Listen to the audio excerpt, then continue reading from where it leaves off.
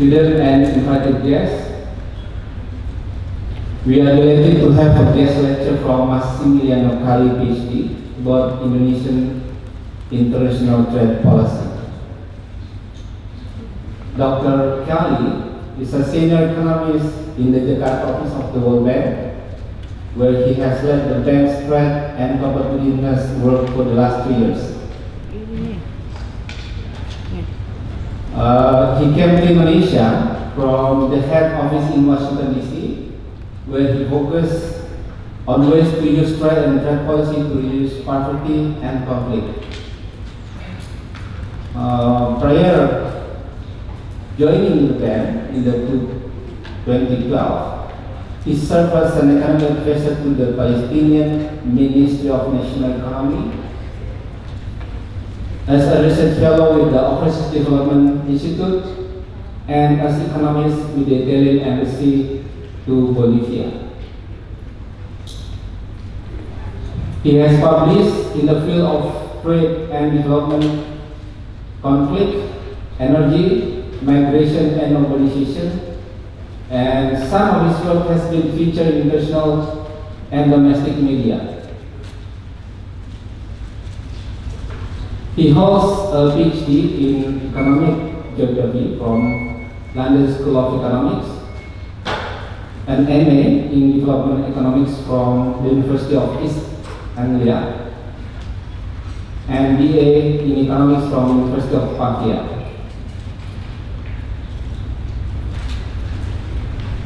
This is the very important part.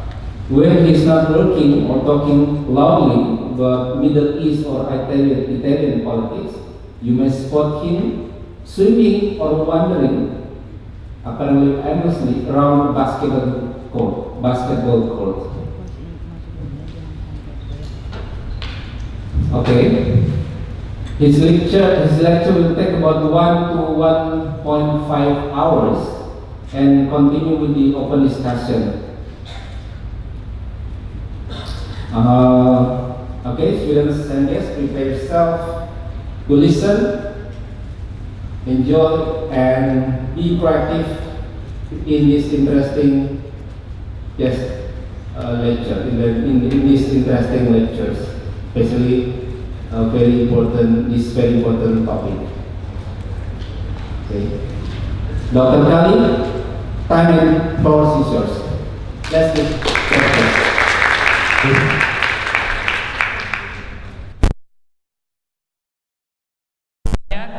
And usually I say, bapa, ibu.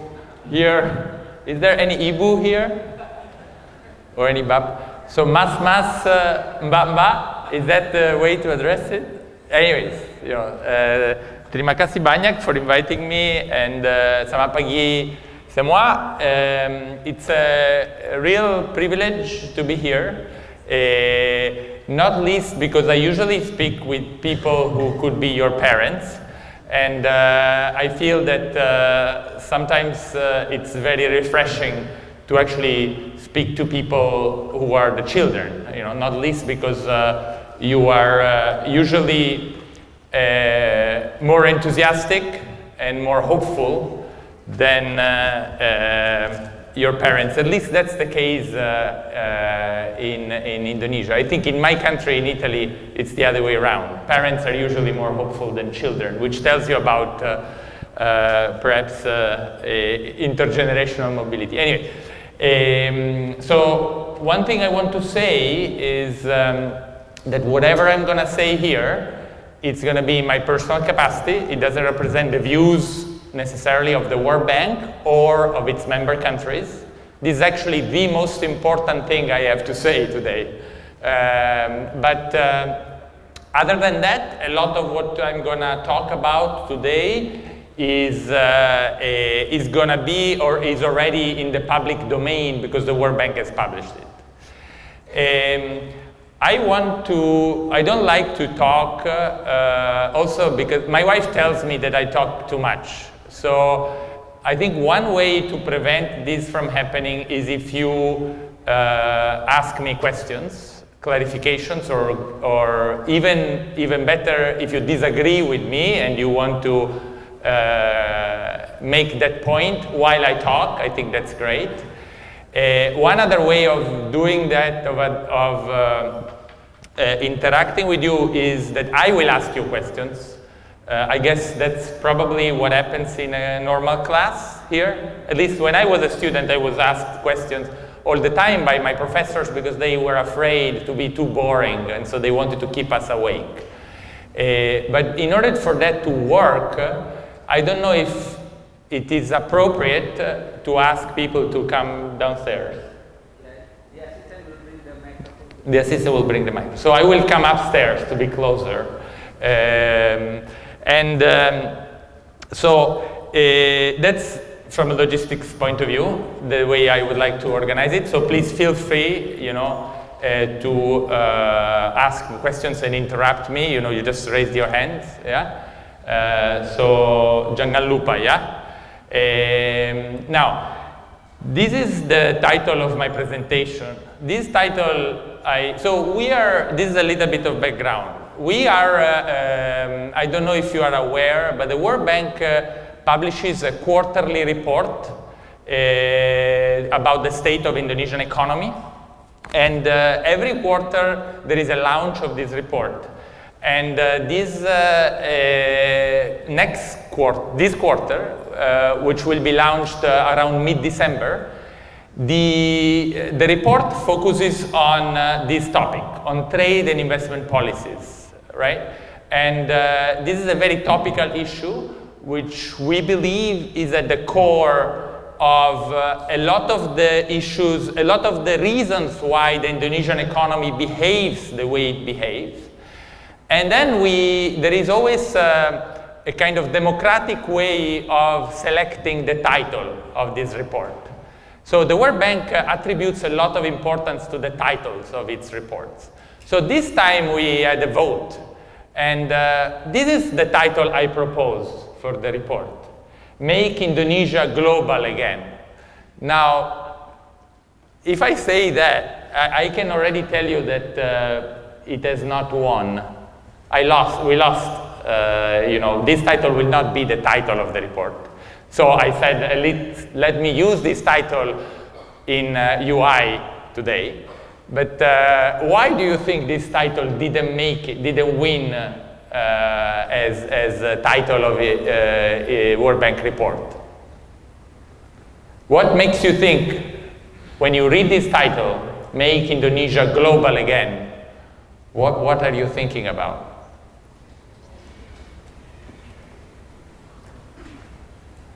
Yes? You can just be very courageous. Sorry, I know I'm culturally insensitive just because I think I can afford to be a little bit culturally insensitive with students. Maybe you want to try? About the title? Yeah, about the title. What makes you think about? In my opinion, when I read the title, World Bank will push Indonesia to participate more actively in the world trade. Yeah. Yes, so that's what I thought as well, right?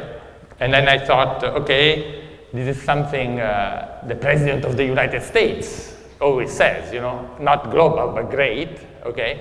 So I thought, okay, this is good because the World Bank is in Washington and blah, blah, right? And the global, yeah? It used to be more global than, as I will argue.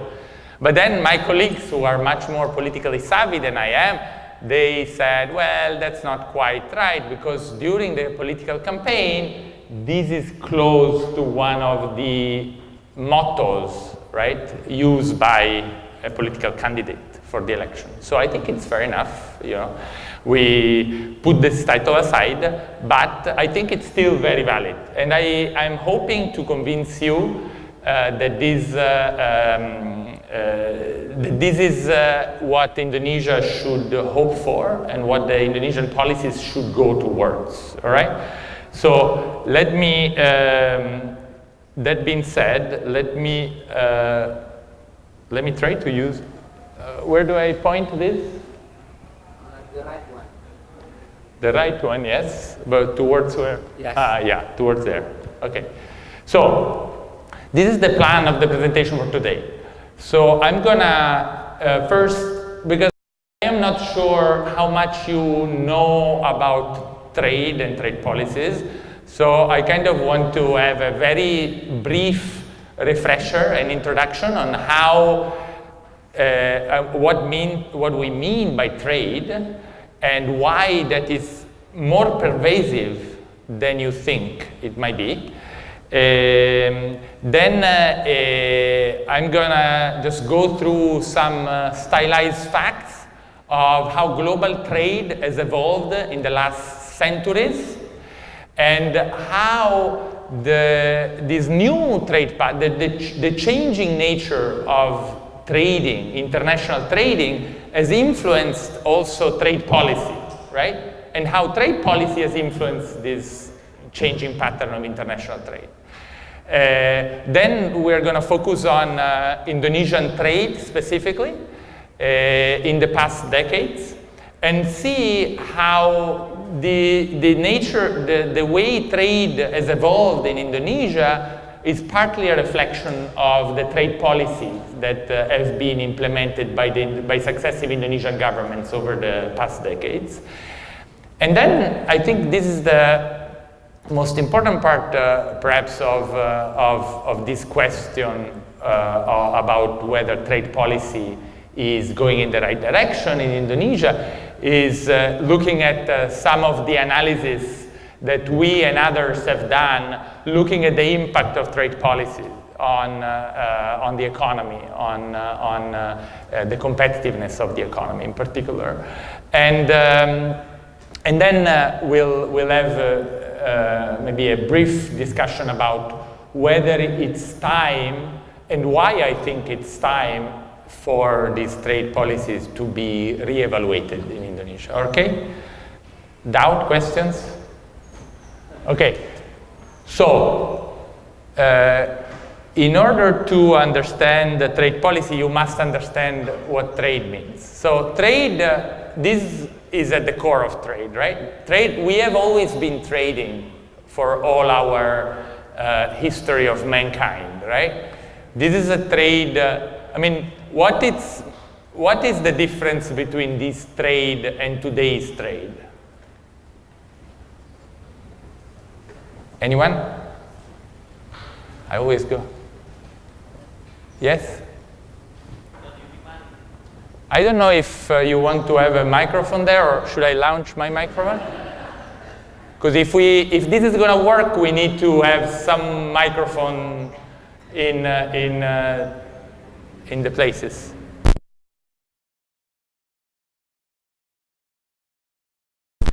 But there is only one microphone, Pak. No, two microphones. Maybe we can leave them in the various corner.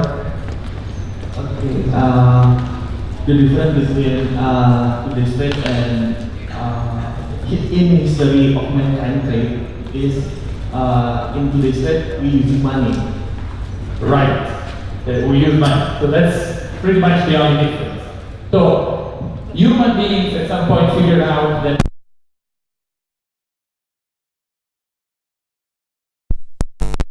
because if I only focus on fishing and I only focus on hunting, I'm going to be more efficient at both, right? And so by being more efficient at both, we'll end up with more fish and more rabbits at the end of a day of work than if I try to fish and hunt and grow my vegetables and so on, right? So that's the key, the core of trading. And then human understood that, you know, this guy might not want the rabbit, right? And this guy might not want the fish. And so if they need to facilitate, in order to facilitate this exchange, they need some means of exchange, which is money, right? So money was actually invented for that. So, but besides that, you know, this is the same thing that we have been doing for thousands or even millions of years, depending your belief in evolution. Now, so I want to give you a few more examples of trade, and because remembering still that everything we are gonna say about trade, it's still going to be a means to an end. And the end is to improve your lives, right? To have a service or a good that improve your life and that you cannot produce yourself, right? So here it's another example. Now I want you to think about the fact that actually about another difference between the picture I showed you before and today's trade. Another difference is that at that time there were no borders, okay? There was no nation-state concept, okay? This is a very recent invention. Now, once you put a border, there are many implications of having a nation-states, right? Which we'll not talk about here. But one implication is that from trade, the concept of trade moves from just an exchange between individuals to an exchange between nations, okay? So it does matter a lot where you are from, because okay, so let's think about that. Let's now think about Depok and Jakarta, yeah? Now, you can think of many different types of trade between Depok and Jakarta, right? Of course, none of that is categorized as trade in the national statistics because there is no border between Depok and Jakarta, even if there is a lot of machete, as I experienced today. But, so, imagine that now we put a border tomorrow, you know, between Depok and Jakarta. Can you think about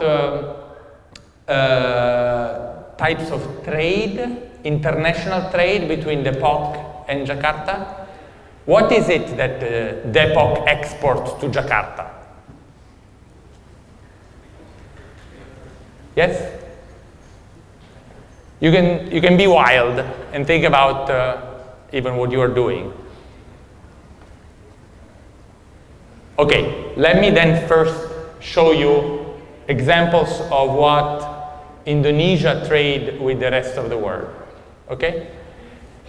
So here is a container vessel from Maersk. Who knows Maersk, this company? Can you raise the hand if you know it? So not many, okay. I think that's fair that you don't know Maersk. I didn't know Maersk a few years ago. This is a business-to-business company, right? They sell to other businesses. So what they do here is they bring goods to Indonesia and from Indonesia. Now, okay, so forget about the goods now, because Maersk does not own the goods. They just transport these goods. So let's say that this is a ship that arrived from abroad to Tanjung Priok port, and it's now delivering the container to Tanjung Priok port. What international trade is happening there? From Maersk point of view. Maersk vis-a-vis Indonesia. Service.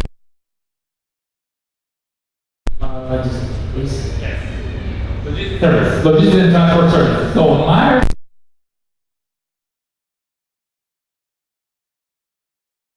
So in the international trade statistics, you will have that Indonesia, in this action, is importing transport and logistics services from Denmark. Okay? Maersk is from Denmark. Next example. Okay, so what is this trade here? Yes? The you can hold the mic. It's a phone. It's a phone. Phone. Yeah, but what is it? These guys are doing Samsung Mobile Service Center. Service center. It's a service center. Yeah. So it's, what do they do? They repair the goods. Great, they repair the goods. So this is The repair service. Now why is it trade? Because Samsung is But Samsung is from Korea. Samsung invested money, right, as a foreign investor to build this shop in a mall in Jakarta right? Where Indonesian people can come to the shop, bring their phone which is broken, and get a service repair for whatever money, right? That money that you have to pay to the service center is, what is it? It's an import of repair services. It's an import of repair services by Indonesia from Korea. Okay, that's what it is. Now, next example. Do you know this guy? This is me when I arrived in Indonesia. Yours truly, right? I was much younger. I didn't talk to many politicians by then in Indonesia, so I was fresh. Anyway, me. You know where I am, right? Yeah, very good. Now, what international trade is happening here? No, but I don't want you always, because I think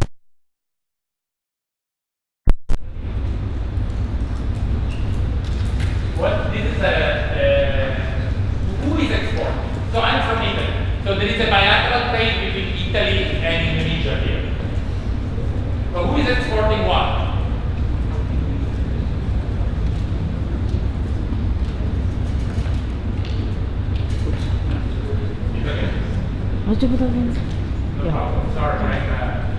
Sometimes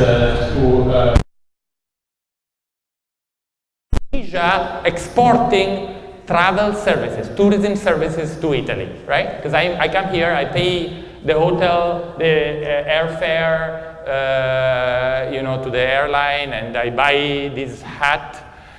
So this is all kind of tourism-related services. And this is the last example I have.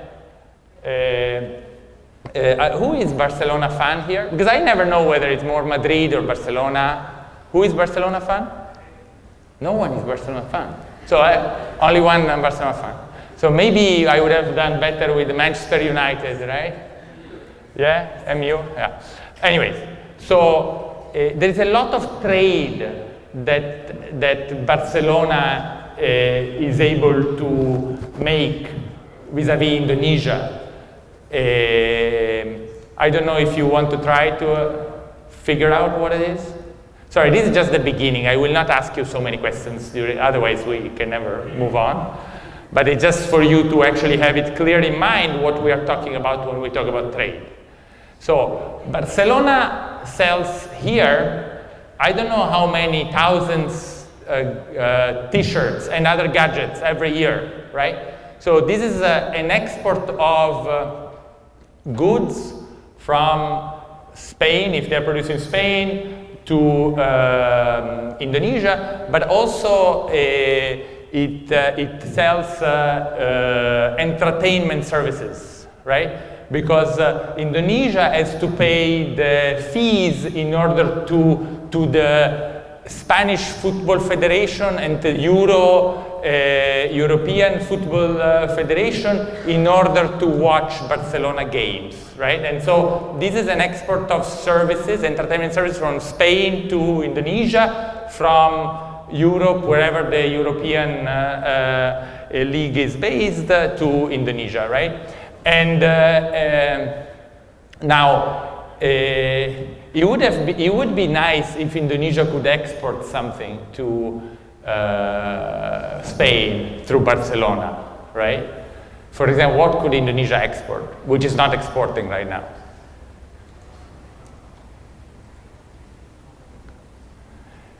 One of these guys. One of these guys could be you. So if one of these guys were you, there would be an export of services via movement of person, right, to Spain. Okay. Now, that being said, how have all this trade evolved over the last centuries? Here you have, this is a picture from 1960 to today, and this is international trade, in all of its form that we have discussed, as a percentage of GDP, as a percentage of the total economy. So you can see that it has expanded massively, and actually, unfortunately, you cannot see the scale here, but it is now a much more substantial fraction of GDP, and I am worried that you cannot see the scale, because that means that in a lot of slides you will not be able to see the scale. Now this has declined a little bit in the last few years, but that's not something I'm going to discuss about. But by and large, you can see that there is a long-term trend of trade becoming a much more important component of our economy. And why is that? Because of technology changes. So sea freight costs have dramatically dropped, right? And goods trade happen mainly through these Maersk type of ships, right? So once you drop these transport costs, you have made every good much more tradable between countries. But other costs have also dramatically dropped. And those costs are more relevant for the trade in services that we talked about. So one cost which has dropped is air passenger services. Air passenger services is very important because it allows me to go to Borobudur at an affordable rate, but also allows a lot of businessmen to travel between countries. Even small businesses can now travel between countries and then can participate in fair, meet potential supplier, meet potential customers, make deals, and so on, right? So air transport services is a key component of this massive increase in the in trade over time. And the other increase is, if you cannot fly, call the guy, right? So if you can afford to call someone at any point of the globe right now for free, you know, through, you guys use WhatsApp a lot. I know that, you know, other countries use other applications, but ultimately that's the same thing. You can call anybody at this point for free through voice over internet protocol services. Now, so here it's almost zero in 2005. It is zero effectively today, but you can see how high it was only a few decades ago. So these trends explain why global trade increased the extent to which it has increased today. And I will argue later that trade policy has caught up with this. So one other reason, just to preview what I'm going to say later, one other reason why global trade has increased so much is because trade policy has become much less restrictive. So import tariffs have gone down dramatically over time because countries needed to trade to take advantage of the opportunities given by the change in technology that made all these costs drop. Now, if you look at world export as another measure, this is in absolute terms, so not anymore as a share of the economy. In absolute terms, you can see that, you can see, that world export between 1950 and 2000, or 1960 and 2010, it grew 50 times. So it's a massive amount of increase in exports that again shows the importance of the increasing importance of trade in the global economy. Now, how has this is okay. How has this changed? It's not working, huh? Okay, good. That's why. So can you go back one slide? No, just next slide, please. Yeah. So the question is, how has global trade changed? And you can see that it has become, so here it's a representation of the, I don't know if you have ever seen this kind of way of showing trade composition. This is from the MIT Global Observatory of Economic Complexity. it's I think a nice way of showing what countries were trading in 1962, which was, I mean, cars, yes. So this stuff is kind of manufacturing, heavy manufacturing, but then most of the other things were commodities. Crude petroleum, fuel oils, we have coffee, some wine, wheat, and so on, right? So now you see the evolution. Can you go next slide, please?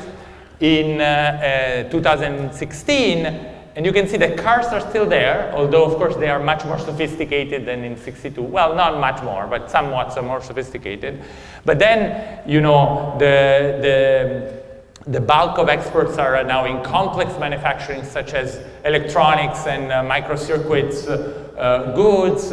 You have electric wires. You have then medicaments products, right? The pharmaceutical industry that is producing more and more technologically intensive goods that account for more and more of the global trade.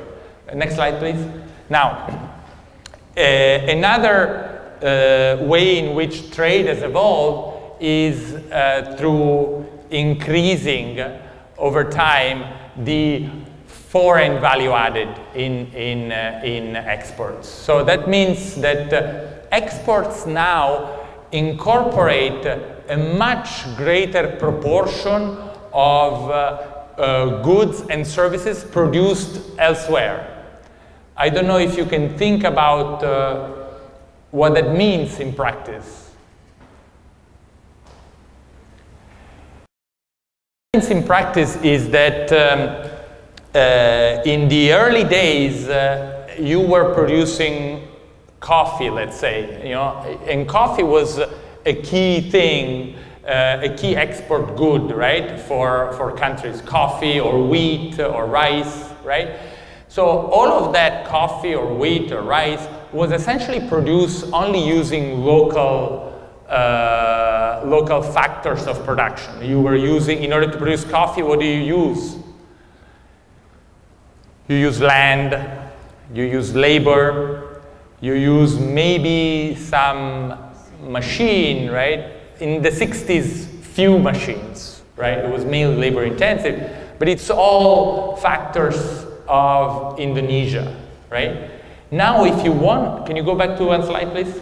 If you want to produce a smartphone, so you know who produces Apple phones, iPhones who is the biggest producer of iPhone? China, yes, in trade statistics. Now, let's say that I think an iPhone ships to the US for around $200, $250. That means in the trade statistics, the import of iPhone by the US from China of iPhone is about $200 per unit. So it's several $1 billion per year, but it's about $200 per unit. Now, do you know how much of that $200 is actually added as value in China? So how much of that $200 are Chinese labor and suppliers really get out of that $200? Get a wild guess. How many? $50? No, less. 15? China gets $8.2 for every iPhone it produces. So clearly, once you ship something that costs $200, you know, at the border with the United States, but you have only put in $8, where does the other $200 or let's say $192 come from? Yes, it comes from the rest of the world. It comes from every other country. So it is, can you go next slide, please? So it is shown in this graph, right? The orange area is the foreign content of the exports of every country on average, right? So that foreign content has increased a lot. And who has heard about global value chain? Anyone? You can raise the hand. That's also my education. So only one person heard about, 2 persons. So 3 persons. Okay, so not so many, but global value chain is a kind of a term that expresses exactly this phenomenon, whereby production has become much more fragmented across countries, right? In order to produce an iPhone, you have suppliers from all over the world, because every supplier specializes in a very tiny component of your iPhone, right? And that component is usually produced in a country which is different from the country that assembled the iPhone, which is different from the country that produces another component, the microprocessor and the app. All of these are produced in different countries. So at the end of the day, what happens is China assembles these products, right? But then it doesn't, most of the value of the iPhone is produced elsewhere. Actually, most of the value of the iPhone is in fact produced in the United States, where the design and marketing and so on services are contained.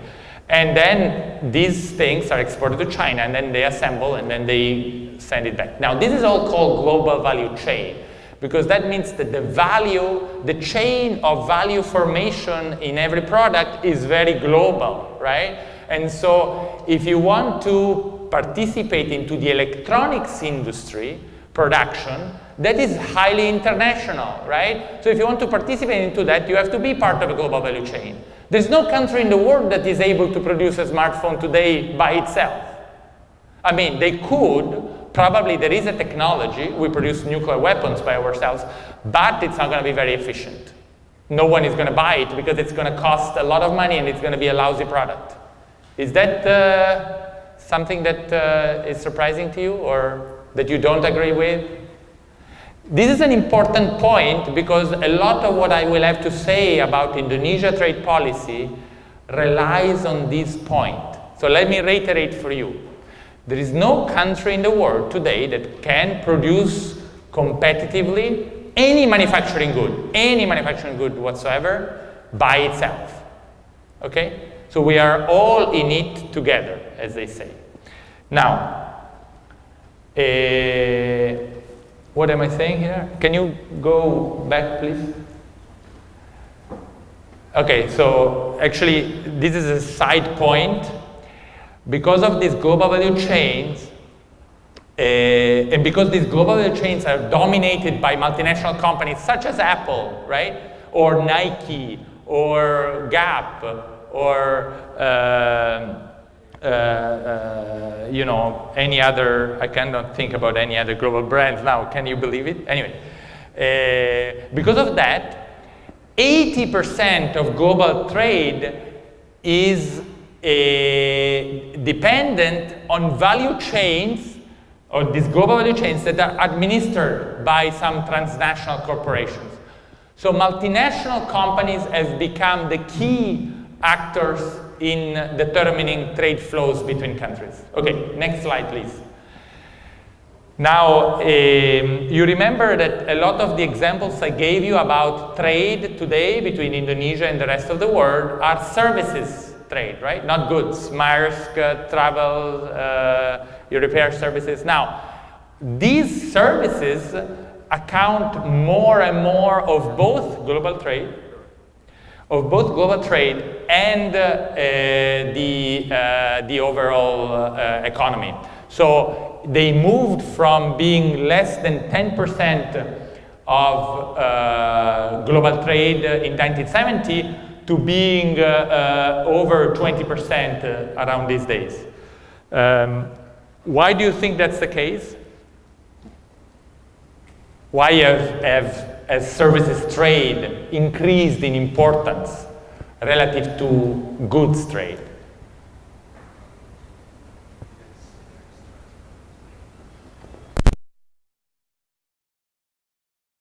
Because more countries transforms the economy from just primary sectors to third sectors like services. Yes, that's correct. So countries evolve towards becoming more services oriented. Process of becoming richer, services become more important. But when I studied economics, which was probably before a lot of you were born, well, maybe I am exaggerating, but anyways, well, maybe not. So when I studied economics, I was told that services were non-tradable. You cannot trade services. You know, the haircut, the hairdresser, you can only go to your hairdresser around the corner. Maybe if you really are fancy, you can go to the city center and get a better hairdresser, but you cannot go to Singapore to get a hairdresser. Maybe some people do these days, right? I'm not joking. Some people might actually go to Singapore today for a hairdresser. So the most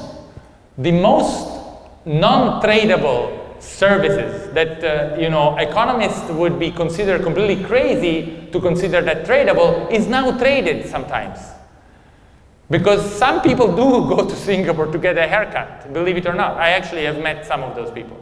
Why is that? Because flights to Singapore are, you know, 100 a day, and they are cheap. They're almost as cheap, and in the 1960s was the price of going from Jakarta to Depok, probably, right? In proportional terms. So the point is, this collapse in air passenger costs, this collapse in communication costs, allow a lot, the increase in technology. You have today radiographies that are done in New York. They are sent, so X-ray, they're done in New York hospital. They're sent directly to a medical center in India. The medical center in India examines those, makes a report, and sends it back to New York by the morning. So even medical services can be traded this way, let alone the number of Indonesians who are going to Singapore and Malaysia to seek medical treatment today. This is all import of medical services from Indonesia, right? So all of that means that services have become much more tradable. So yes, countries have become more able and you know, to produce services, and services have become a much more important share of the economy, but also services can now be traded much more across countries than used to be the case. So this is again important. This is again important if you think about trade policy, and I will actually let me digress here about why that is important about trade policy. So now, what is the key standard trade policy for goods that regulates trade in goods? What do you think is the key kind of standard trade policy measure that countries use? If I want to restrict the import of chairs from China, what am I going to do? Tariffs, yes, tariffs. So import tariffs are just put at the border. I can put, you know, as high an import tariff as I want. Well, I cannot do it anymore because of World Trade Organization and so on. But for a number of reasons, I can still increase my tariffs even today if I wanted to on many goods and still be compliant with WTO. So that is an easy way. Now there is another way right now that regulates goods trade. Can you think about any other ways in which I can restrict the import of chairs from China? Huh? Non-trade barriers, right. So, for example,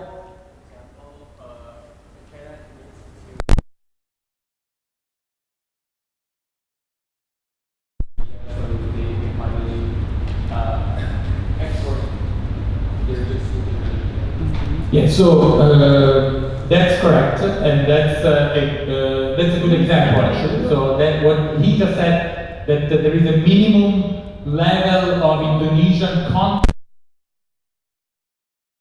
in order for the Chinese chair to come into Indonesia, right?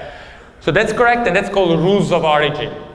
So the rules of origin determines exactly these rules. And if you say, if you don't have at least 30% from Indonesia, but that is not so used, at least in ASEAN, any longer, or I'm not even sure that it was used heavily before. But there are many other requirements that you can ask to comply with to any product that is coming in a country, right? A lot of them are legitimate concern. If you are importing some chairs from China, you want to make sure that these chairs are not going to harm your kids who are going to sit on those, right? So you can ask for quality conformity requirements that have to be certified by, I don't know, a national certification agency that will give then the permission to this Chinese chair to enter Indonesia. There are many more requirements that products today are subject to, physical products, right? And you will see in a moment that these non-tariff measures, as they are called, have become a much more important form of protecting, right, the countries from goods imports, more than tariffs, perhaps, today. But if you are trading services, right, if we think about the Samsung repair center example, you cannot put a tariffs or even non-tariff measure on those. Well, I mean, non-tariff measures, they are, okay, let's say you cannot put tariffs measure on this, nor you can ask, usually you don't ask, oh, the Samsung repair center has to comply with some non-tariff measure similar to the chairs, right? So you have to use different ways to restrict that import of services or to regulate that import of services. Can you think about ways in which that could happen? Okay, so maybe that's going too far. A country can say, repair centers in this country cannot be owned by foreigners. They can only be owned by Indonesians. Or foreigners can have only a maximum equity in there of 30%. So Samsung cannot be a majority shareholding of that repair center. Similarly, they can say, okay, this investment by this foreign company, it has to use 50% of the labor must be from Indonesia, right? You cannot choose who you want to employ. In there, you can only, so this type of restrictions restrict the ability of Samsung to put up that services center, so it actually stifles the services trade between countries, right? In the same way, there are ways, for example, that the telemedicine example I gave you before, the X-ray, right? So the US allows X-ray to be read in another country, and then in India, and then the Indian doctors will send back the X-ray report to the New York hospital, right? You cannot do that in Indonesia. Indonesia does not allow this type of so-called telemedicine, right? X-ray and scan report being read abroad and then being sent back. So that form of services trade is prohibited in Indonesia through regulation, right? It's absolutely legitimate to regulate however you want. But so the point is that the forms in which services trade is restricted is very different from the way in which goods trade is restricted. And so trade policy for services is different and more complex, and actually a more important form of restriction, or a very important form of restriction of services trade, is via restricting investments. Because as we say in the services repair center of Samsung, a lot of this services trade happens via what we call in WTO jargon, mode 3 supply of services. This mode 3 supply of services means that you are trading services via commercial presence. So you establish a company which is going to sell you services in the country from your origin country. Can you think about other examples like this Samsung Repair Services Center?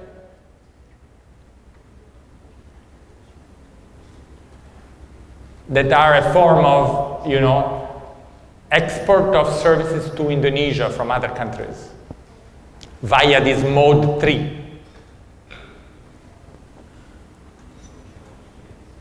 Yes?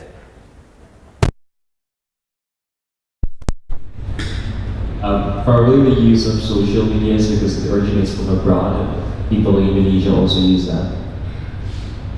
Yeah, that's a tricky one because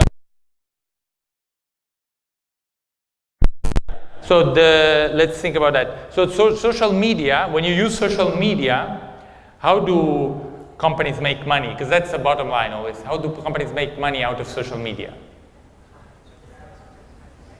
Huh?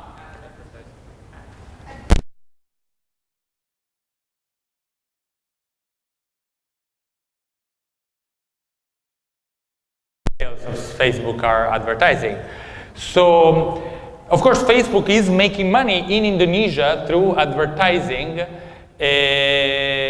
but I'm not sure that this is similar to Samsung example, because I'm not sure that Facebook has probably they will have an office here, a commercial service office here. So that's right.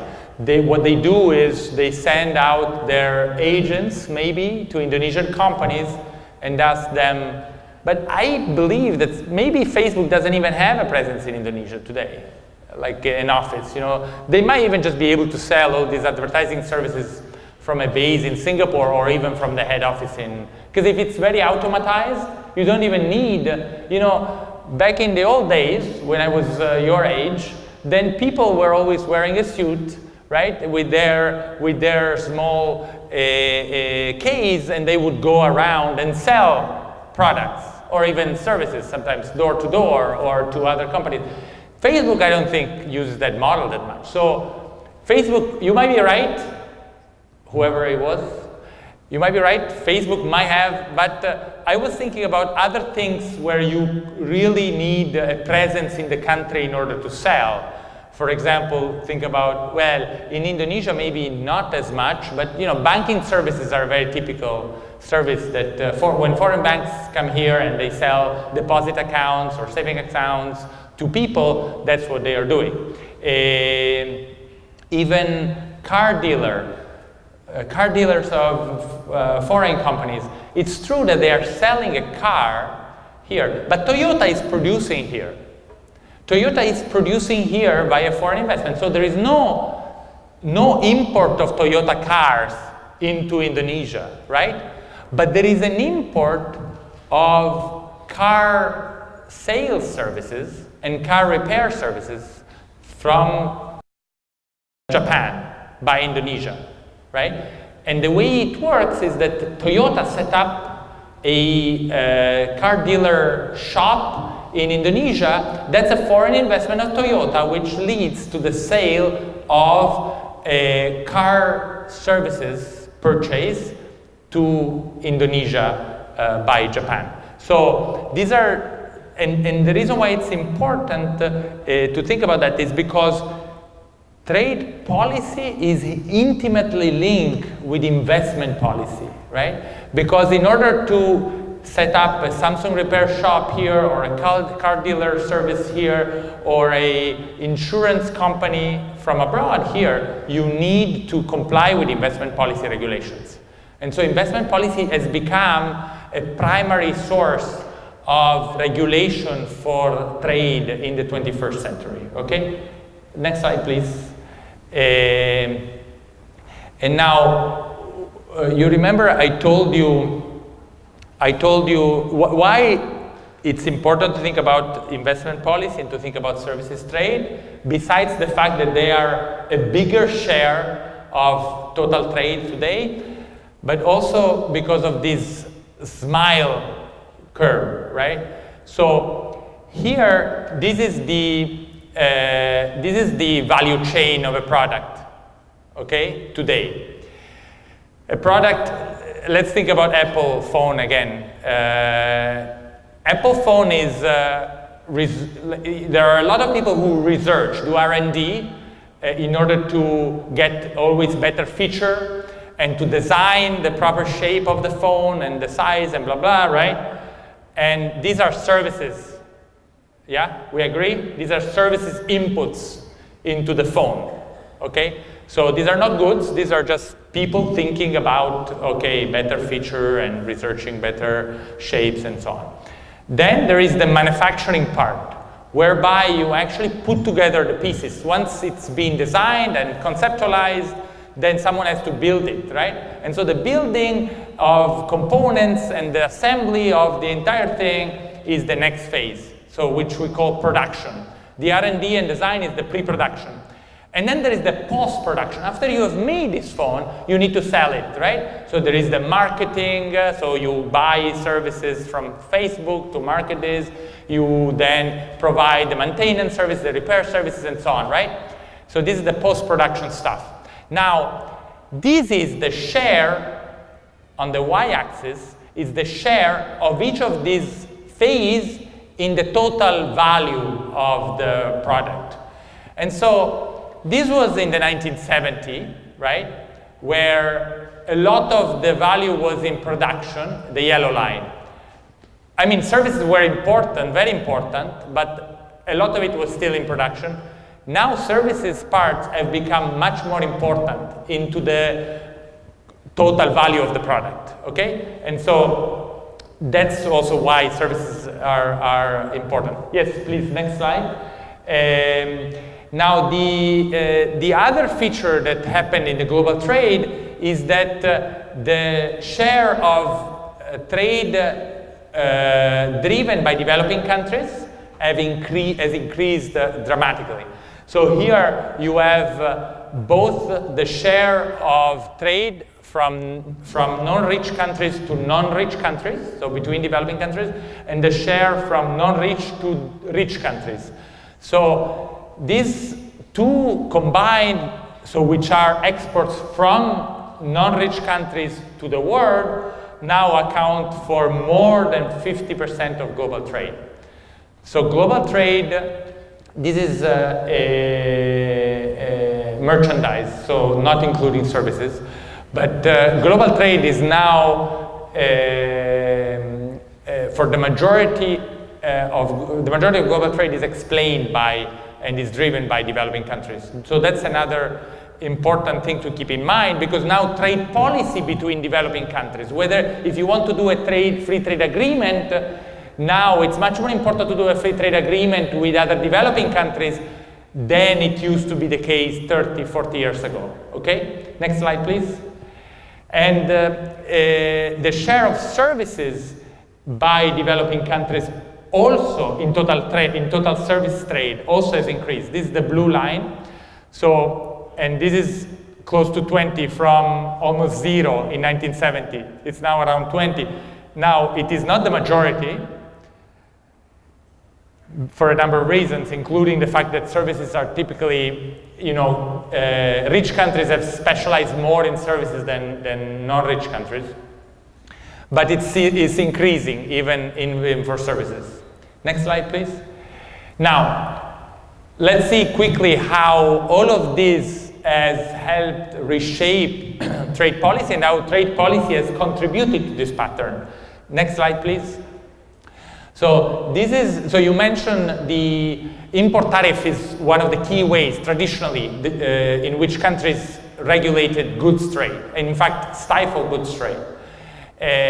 So here is for a number of countries around the world, both rich and less rich countries, the average tariff rate in 1947 versus which is in orange, and in blue the average tariff rate in 2011. You can see for every single country that average import tariff has decreased, and for countries like UK, Australia, and Peru, that has collapsed, right? UK used to have a 45% average import tariff, and now I think the average import tariff of UK is about 1%. So, and that, the same pattern everywhere. Next slide, please. That has led to a massive reduction in the average global tariff rate over time, and I mean, we have data only here from 1985. If you take this back to 1945, it would be a much steeper decline, but it's a decline. Now you can see that the room to decline further is extinguishing, right? So here it's hit the 2% threshold, and so there's not much more room you can decrease import tariffs anymore. I hinted at why do you think that happened? I actually mentioned it before. Why do you think all of a sudden countries decrease their import tariffs so dramatically?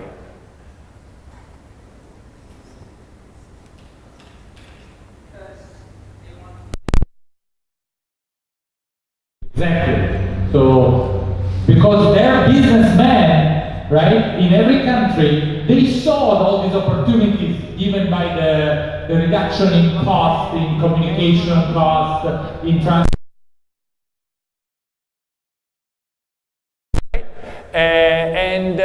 It turns out that businessmen have a pretty large influence on policy making around the world. And that, of course, helped make the case that if you want to take advantage of these opportunities, you needed to get rid of these tariffs. And then the more you got rid of these tariffs and the more countries grew, the more pressure there was to get rid of further tariffs. And that's also why you had ambitious rounds in, you had the creation of the World Trade Organization eventually, and you had ambitious rounds of the General Agreement in tariffs and trade tariffs, which was essentially an agreement between most countries in the world to reduce dramatically import tariffs further to what they had already done in the past, and more importantly, perhaps, to commit not to increase import tariffs eventually. So every country part of World Trade Organization today has what we call bound rates for every product. So for every product there is a maximum import tariff that countries can apply against the rest of the world or the rest of WTO member countries. And most countries, for most products, they are actually applying a lower tariff than the bound rate. Which means what? Again, something that we're going to see in a few minutes that countries are doing. If you are applying a lower rate than the bound rate, what's the implication of that? What can you do if you get angry with a country? You can increase tariffs, still can increase tariffs, up to the bound rate, right?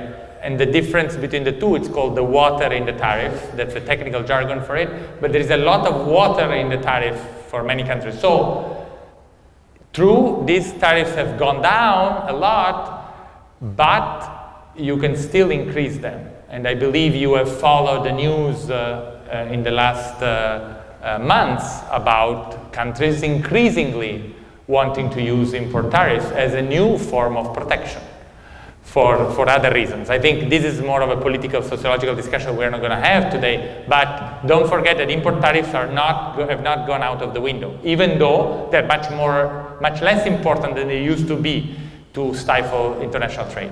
Next slide, please. Now, there has been a new trend also, because what happened was that okay, so countries were decreasing their import tariffs across the board, but oftentimes producers in a certain country wanted to export their stuff to another country which still had somewhat high import tariffs, or maybe more than zero import tariffs, and they wanted to have zero import tariffs to that country. So, of course, in the global context, you cannot expect countries to reduce all import tariffs to zero, because of course there is still a lot of domestic producers that want to be protected. right? So the way to bypass this issue was to negotiate so-called preferential trade agreement, sometimes called free trade agreements, FTA, right? So by this, a country would negotiate with one other country or with a set of other countries a reduction, a commitment to reduce tariffs and increasingly non-tariff barriers for the trade between these countries, right? So, and in fact, in some cases, these agreements have become regional and sometimes inter-regional because they encompass a lot of countries, across regions. Do you know any of these such agreements that Indonesia is part of? Yes, ASEAN is probably the most prominent between Indonesia and other 9 Southeast Asian economies. Now, these trade agreements also, here is the cumulative number, which has increased, right? And here, the black bars, so the cumulative number is just the sum of each bar, right? Of each of these bars at every point in time, right? And this is the right axis for the gray line. Now, the darker bars signal these preferential trade agreements that not only negotiate tariff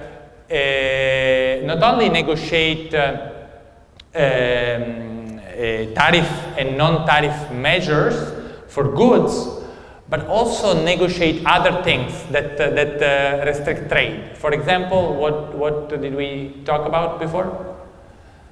So not only traditional trade policy, so import tariffs and non-tariff measures on goods, but also investment policies.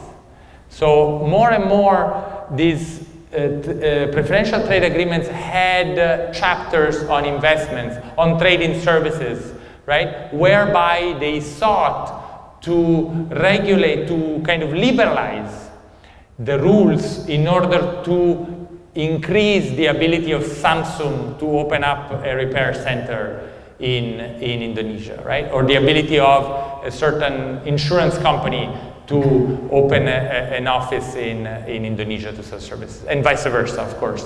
So this is again the trade policy reality, the trade policy catching up with the reality.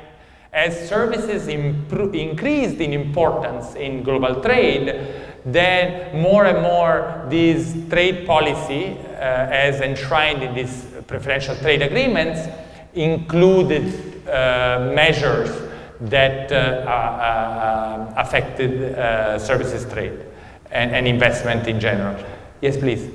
Another way in which they did that, countries did that, is by negotiating so-called international investment agreements, often between two countries. When these international investment agreements happen between two countries and are only about investment, they are called bilateral investment treaties, BITs. And their only objective is to ensure that if I negotiate an investment, Indonesia negotiated an investment agreement with Japan, that investment agreement on the side of Indonesia will commit to ensure non-discriminatory practices vis-a-vis Japanese investors in Indonesia and ensure also a degree of protection of Japanese investors in Indonesia.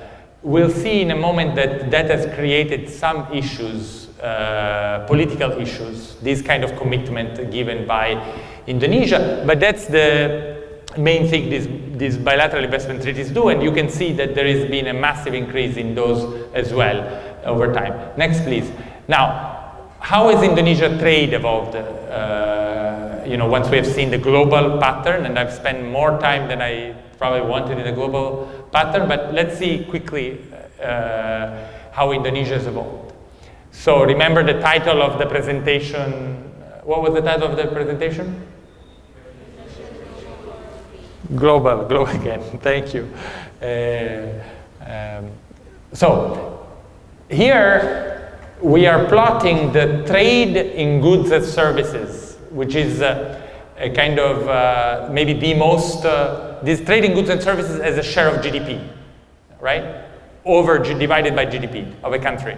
And this might be the most commonly used measure of trade openness of a country. And then we plot it against the log of GDP, so the size of the economy. Why is that? So first of all, you notice a negative relationship between these two things. Do you know why there's a negative relationship between these two things? I want to hear some answers, so I will come up. But you cannot be an answer. So think about that, right? So the bigger an economy, essentially that's what the graph is saying, the less important trade is as the share of its overall economy. Maybe think about Singapore and think about China. So I haven't indicated, but Singapore is probably around here. It's actually an outlier also, but so that means here, up here, it means that the value of trade, international trade for a country is 2 times the value of its entire economy. While China is somewhat here, right? Very, very large economy, but you know, with the value of trade over GDP smaller than.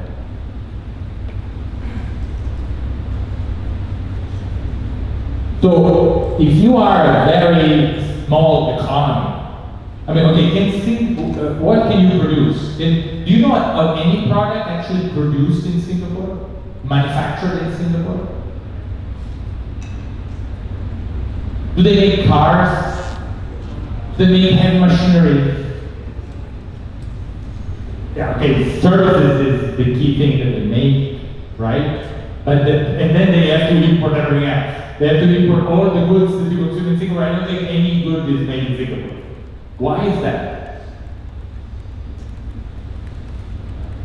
Because they are small. There are just not enough people to make these things, right? The best bet is that they can focus and specialize on one thing. Well, in fact, better than anyone else, and they buy everything else from abroad. That's what Singapore does. Which means that because they're so good at making what they do, what is good in Singapore? What do they make well? What services? Because we know it's only services. What services does Singapore make well? What? Financial? Yes, financial services, that's right. So great export of financial services. Anything else? Tourism. Lots of people going to Singapore to see the, what is it that they see? The Bayfront? What do they see in Singapore? The botanical garden? Anyway, something else. What else? Logistics service and trading. Huh? Trading, that's right. So that Myers ship that you saw in Tanjung Priok before probably went through Singapore. It transshipped in Singapore. In Singapore, things get consolidated. The port of Singapore is the second largest port in the world. So a country of 6 million people has the second largest port in the world. Bigger than every port in every other country, except one port. So clearly, they are selling, clearly, 2 things. They're very good at port services, right? And logistics services. And they are selling these services to everyone else, right? So that is an entire, and then they're buying everything else from abroad. So that means that they are buying a lot of things from abroad and selling a lot of things from abroad. So relative to the economy, they pretty much trade everything. So the trade value is very large. Now, why this is not the case for China?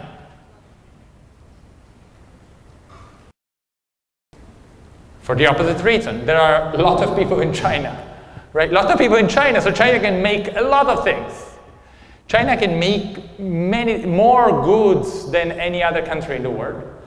And so when you have to buy something in China, chances are that that is made in China, right? Now, also China, because they are so, now they have produced so much, they've become very good at producing things, so they are selling a lot of stuff abroad. They're also buying things from abroad because they cannot produce everything, but that means as a share of the total economy, that's lower. I wanted to spend a little bit of time on this because I think it's an important concept to keep in mind to understanding this negative relationship.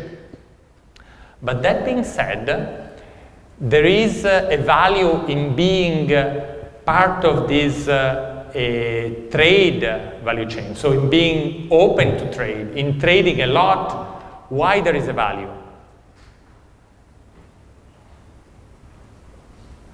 And why we think countries are better off by trading than by producing everything themselves behind closed walls.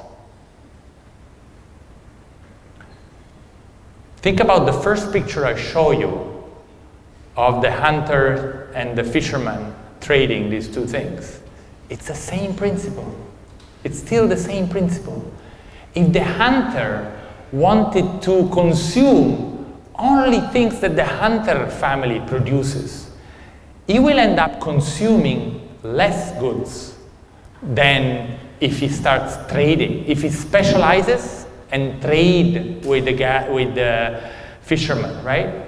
Because you cannot be good at hunting, fishing, growing vegetables, cleaning up the house, raising the kids, and so on and so forth. You cannot be good at every single activity, right? As good as you would be by specializing, right? I cannot survive in Antarctica, right? I studied for many years. I have no idea how to get a fish out of the Antarctica glacier. So I need to buy these things. So for the same reason, countries need to trade in order to consume more. So trade, remember, is a means to an end. So that's why, but that being said, structurally, the bigger you are, the more you can produce, the less you have to trade relative to what you produce. Okay? So that's a structural reality. But that being said, being more open is a good thing. Right? So the autarky is not a good thing. Now, what happened to countries? This is plotting, every dot is a country at a certain point in time. And so I am highlighting here what happened to Indonesia. Indonesia, and this is the fitted line. So that means this is the expected position you should be in if you behave like the average of all the other countries, okay? So if you are below this dotted line, it means what?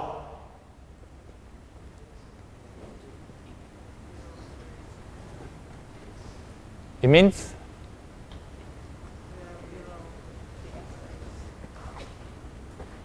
Indonesia is below average of what other countries do. So it's below the average means what? Others better? No better. This means it's less open to trade than the average, right? That was the case in 1990. Then you had a manufacturing, I wouldn't say boom, but a manufacturing growth and somewhat commodity growth. Anyway, Indonesia became more open, and in fact it was at the average in 2000. And then since 2000, it has gradually declined. And today, Indonesia is one of the least open economies in the world.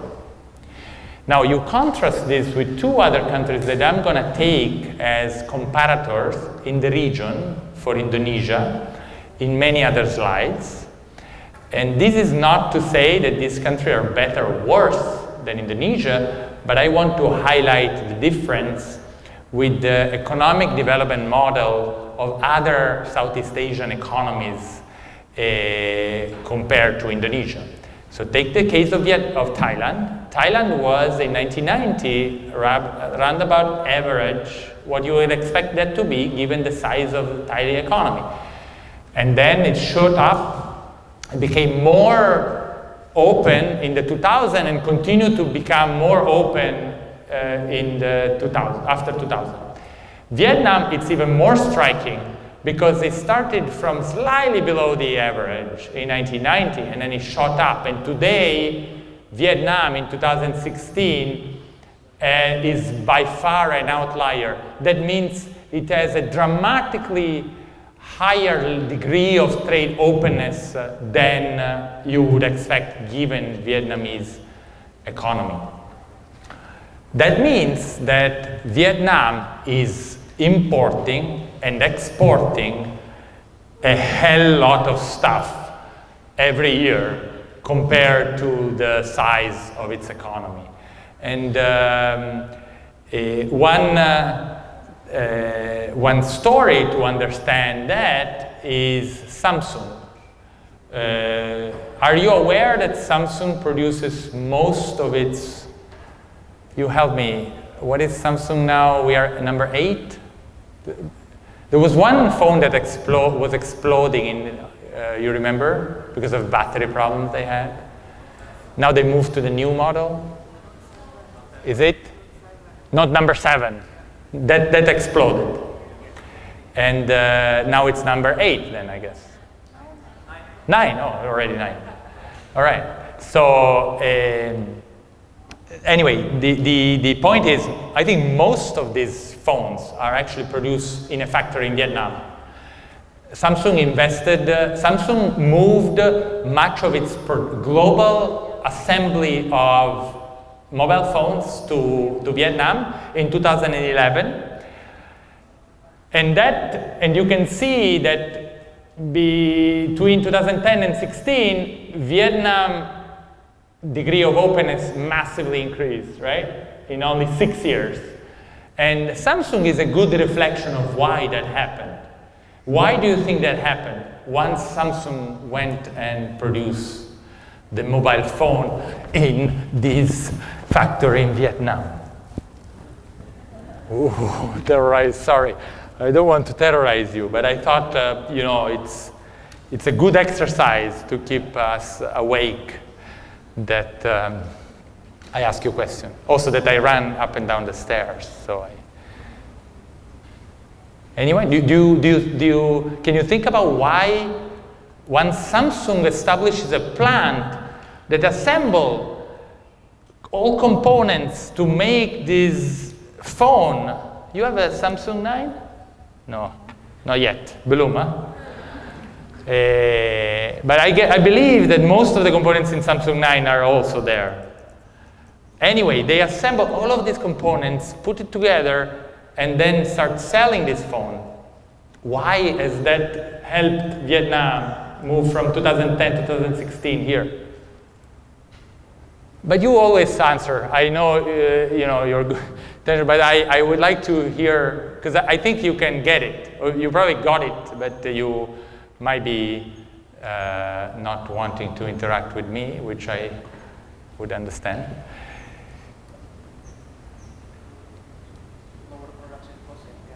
Lower production costs, yes, that's the reason why Samsung went. But my question is different. My question is, why once Samsung went to Vietnam, the trade openness of Vietnam increased further? So the share, remember, the trade of goods and services as in relation to the GDP in Vietnam increased a lot.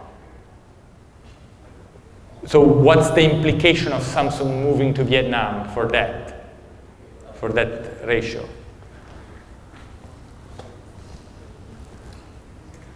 Okay, you have it. More companies come to Vietnam and then they invest in Vietnam more. Yes, but then why does the trade increase? So remember, when Samsung sets up a plant to assemble, you remember the example of Apple? I told you that only $8 out of $200 worth of iPhone, only $8, the iPhone is kind of made in China, it's assembled in China, but most of the components come from abroad. So they have to be imported, right? So your imports are increasing. Then when Samsung comes to Vietnam, most of the components are imported from Korea, from Taiwan, from Japan, from China, from everywhere, you know. Vietnam cannot make an iPhone by itself. And Samsung doesn't want that. It's not the reason why Samsung went to Vietnam. Samsung went to Vietnam because they're efficient producers at assembly. That's what they do in Vietnam. But most of the components come from abroad, so you increase the imports. And then once you make the product, who do you sell this product to?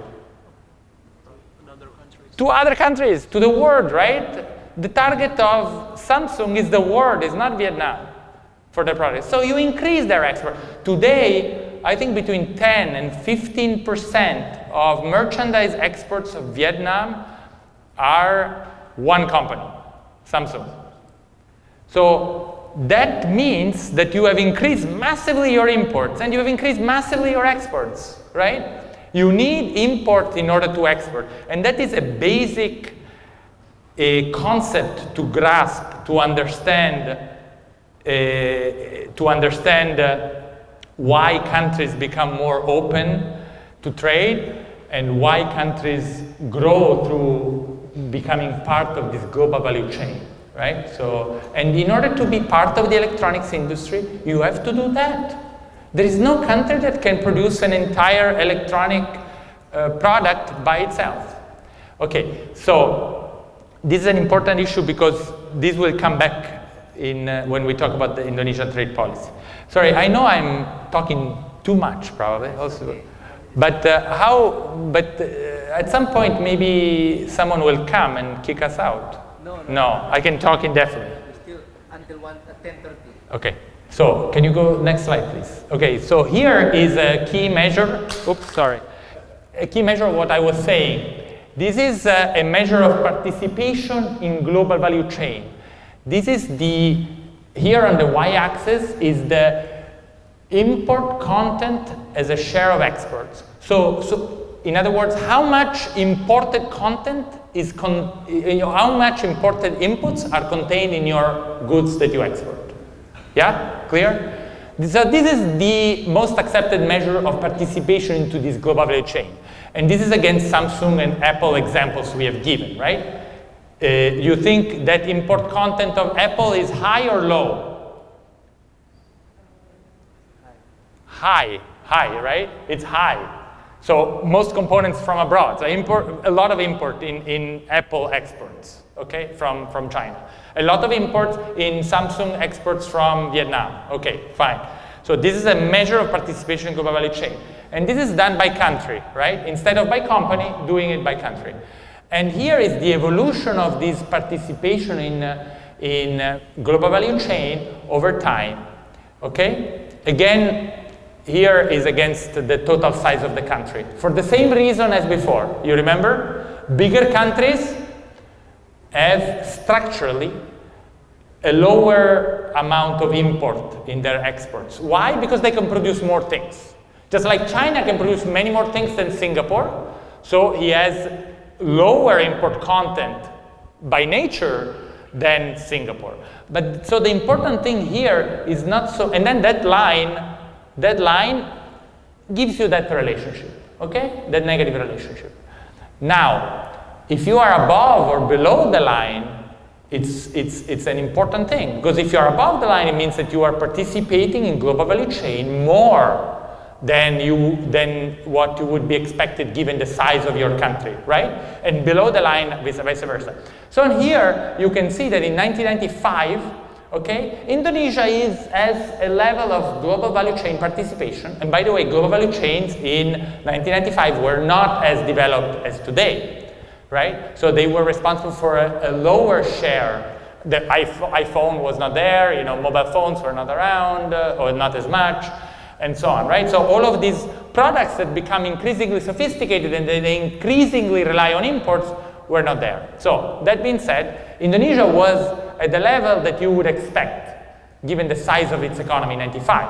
And then And similarly to these countries in blue are other countries in the region. Singapore is here, remember, a lot of import in its exports.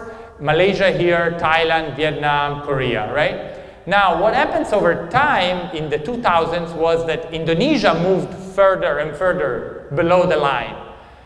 And other countries in Southeast Asia moved further and further above the line. So that meant, and again, here is the Samsung story of Vietnam. Here is the insertion of Thailand into the electronics production, as well as Malaysia into the electronics global value chain, and so on. So Indonesia is kind of taking a different direction. So similarly to what we saw before, right, in terms of trade openness, this is particularly for global value chain participation, okay? So same story, same message. Next slide, please. Now, what is the implication of that? One of the implications, partly as a result of these more inward-looking, right? We will see in a moment how trade policy has facilitated this more inward-looking economy that Indonesia has become. But one implication of that, which is why this is also important, is that Indonesia, compared to other countries in the region, right, particularly Vietnam and Thailand, again, the two comparators that we look at more, has become less competitive in global markets. This is the share of global exports by country over time, right, between 1989 and 2016. And Indonesia in 1993 and 2000, they had a share of around 0.9%. So that means for every $100 of global export, Indonesia was responsible for about 0.9, almost 1. And that, so here it's exports of goods and services, everything, right? Everything that you can trade. And that number stayed declined and increased again with the commodity boom, and now it's declining again. In 2016 is about 0.8% of total exports.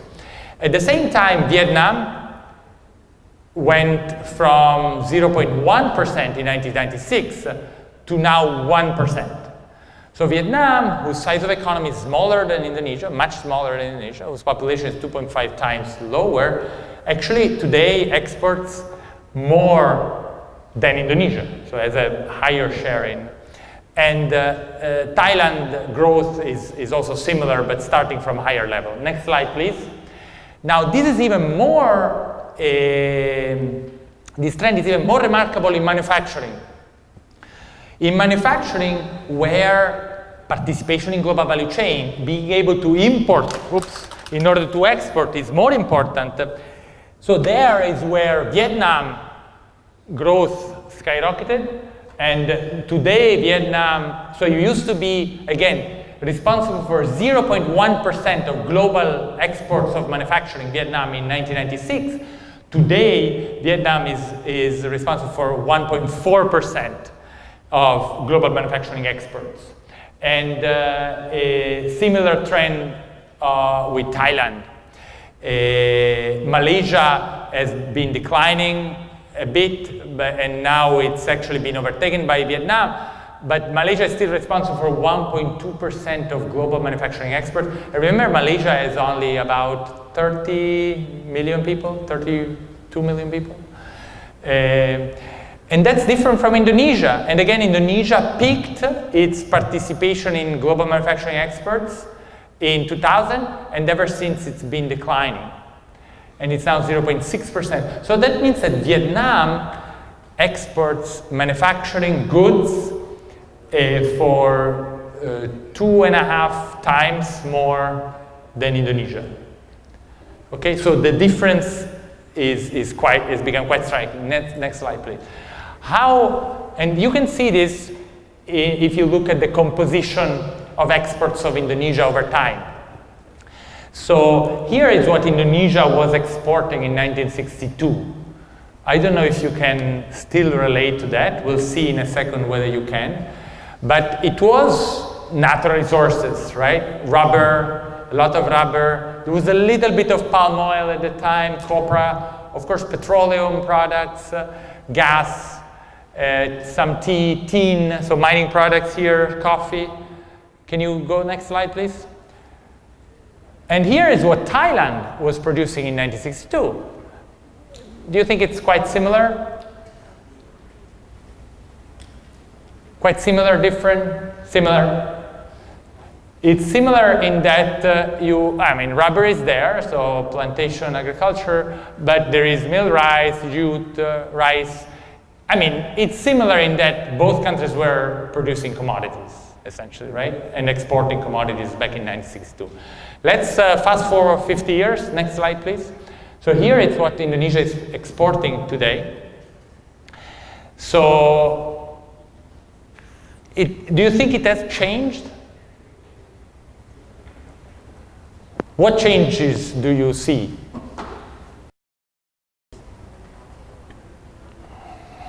What changes do you see? The microphone is gone. For example, what changes can you see in relative to 50 years ago? Remember before we had petroleum and rubber? Less commodities. Less commodities, right. Thank you. Less commodities, that's true, because there is some production of cars, some exports of cars here, and there are some color TVs, some electronics here, some footwear, so the kind of garments and textile. It's still the case, and it's more diversified. You see, there are more cells. Can you go back 2 slides? You see, this is less diversified. There are fewer products in the production basket. Now there are more things, right? They're producing more things. Can you go back 2 slides? Thank you. So more things and a little bit more manufacturing goods, right? Less commodities, but still the majority is still commodities. Can you go to Thailand? No, sorry, next. Yeah. Now, what difference do you see with Indonesia today?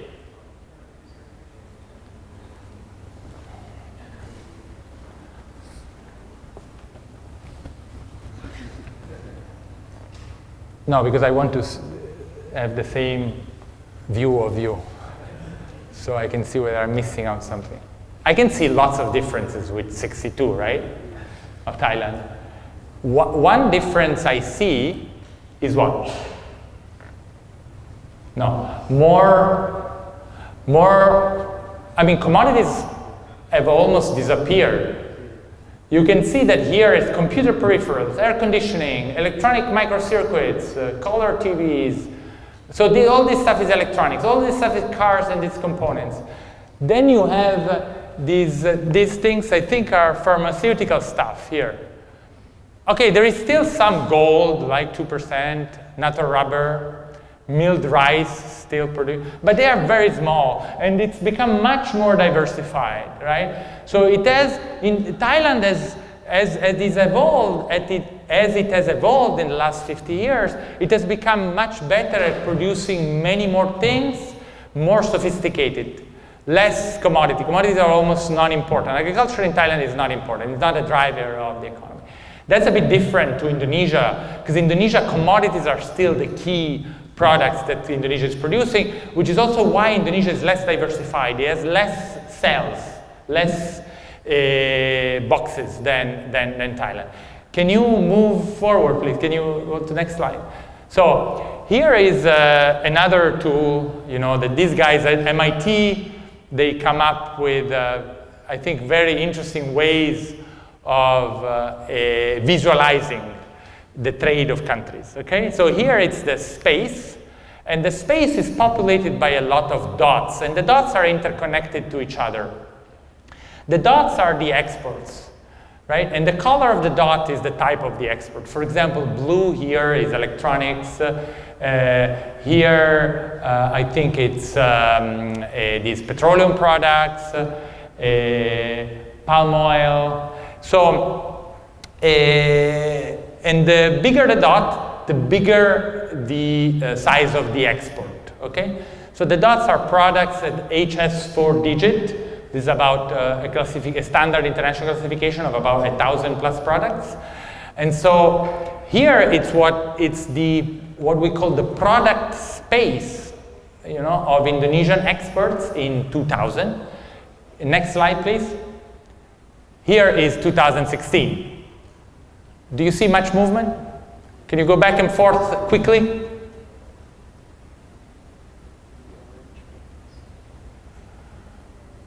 So here there is a bit more coal and maybe some palm oil, a bit more palm oil. Electronics is silent. I would say by and large there's not much change. Can you go to the next one? So here is Vietnam product space. So same thing, but for Vietnam, right? In 2000. Next, please. Can you see changes there? Can you go back and forth, back and forth, back and forth, back and forth? See, that's the problem, not having this thing that works. Can you go back? No, back. Maybe it's working. It's working. Oh, I'm sorry. You gave it to me, right? The new thing. Sorry, apologies. Maaf. Okay, back and forth. I can do back and forth. This is the most fun. Sorry. Okay, here. Do you see more changes? Yeah, you see more changes. Vietnam is changing the stuff that it's producing. It's adding things. It's adding dots. And it's actually adding dots, a lot of dots here. You know what this is? This is electronics sector. You know, Vietnam is becoming a global production hub in electronics, right? That's not palm oil, that's not rubber, that's the stuff that you all guys buy and want to buy more. So there has been a change, right? So that the figures, the dry figures that show Vietnam becoming more open to trade, that show that Vietnam is becoming a global manufacturing exporter, right? The growth of those exports is so massive. This is representative of what's happening. What's happening in the product space of Vietnam? A lot of stuff are happening. Things, you know, is moving more and more towards those dots that are more sophisticated, and they're adding new products. Unlike Indonesia, where there is no real new export, Indonesia has been exporting the same things over and over again. And the same things are commodities. And in the last 15 years, there is no real new manufacturing products that are coming up as global leader in Indonesia, right? So that is what I wanted to say about trade per se. Let me show you a couple of pictures about FDI. Remember, I told you FDI stands for, you know what FDI is? Yeah, okay, good, just in case. So foreign investments, I told you it's very important for what type of trade? Okay, for services, yes, for services. So, but I want to show you here that foreign investments is also important for goods, for exporting goods. So here is the share. This is from the manufacturing survey, survey of manufacturing plants, big, large and medium manufacturing plants in Indonesia. And here is the share of total exports of manufacturing, which is done by foreign plants. So you can see that, well, it peaked at more than 60%, but it's still more than 50% today. So the majority of manufacturing exports in Indonesia still are from foreign investments, okay? So this is why foreign investments is not only important for services, but also important for manufacturing. And here is FDI influx to Indonesia. There are two sources of data here, don't worry about that. One is Bank Indonesia, one is BKPM, the Investment Promotion Board. Both of these sources show the same trend in terms of inflows of FDI as a share of GDP in Indonesia in the 2000s, right? And the trend is that it has been slowly increasing, especially if you believe BKPM data, but then it's kind of stagnated in the last years. Okay, so Indonesia is not receiving as much FDI inflows as it could and as before even. It has declined in the last 3 years. But importantly, Indonesia is receiving less foreign investments as a share of GDP than other countries in the region. In fact, as much as 6 times lower than Vietnam and as much as 4 times lower than Malaysia. Okay?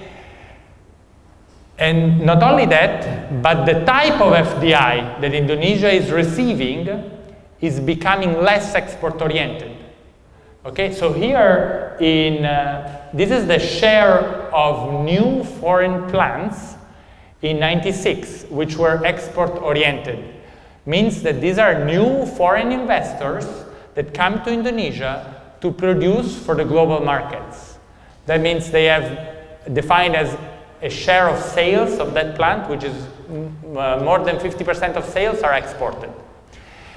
And this is the share in 2014. You can see the big drop.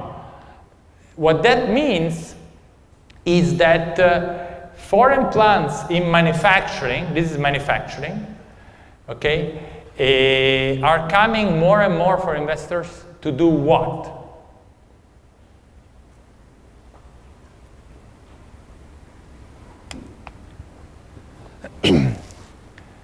This is the time when we should have a coffee break and then I know.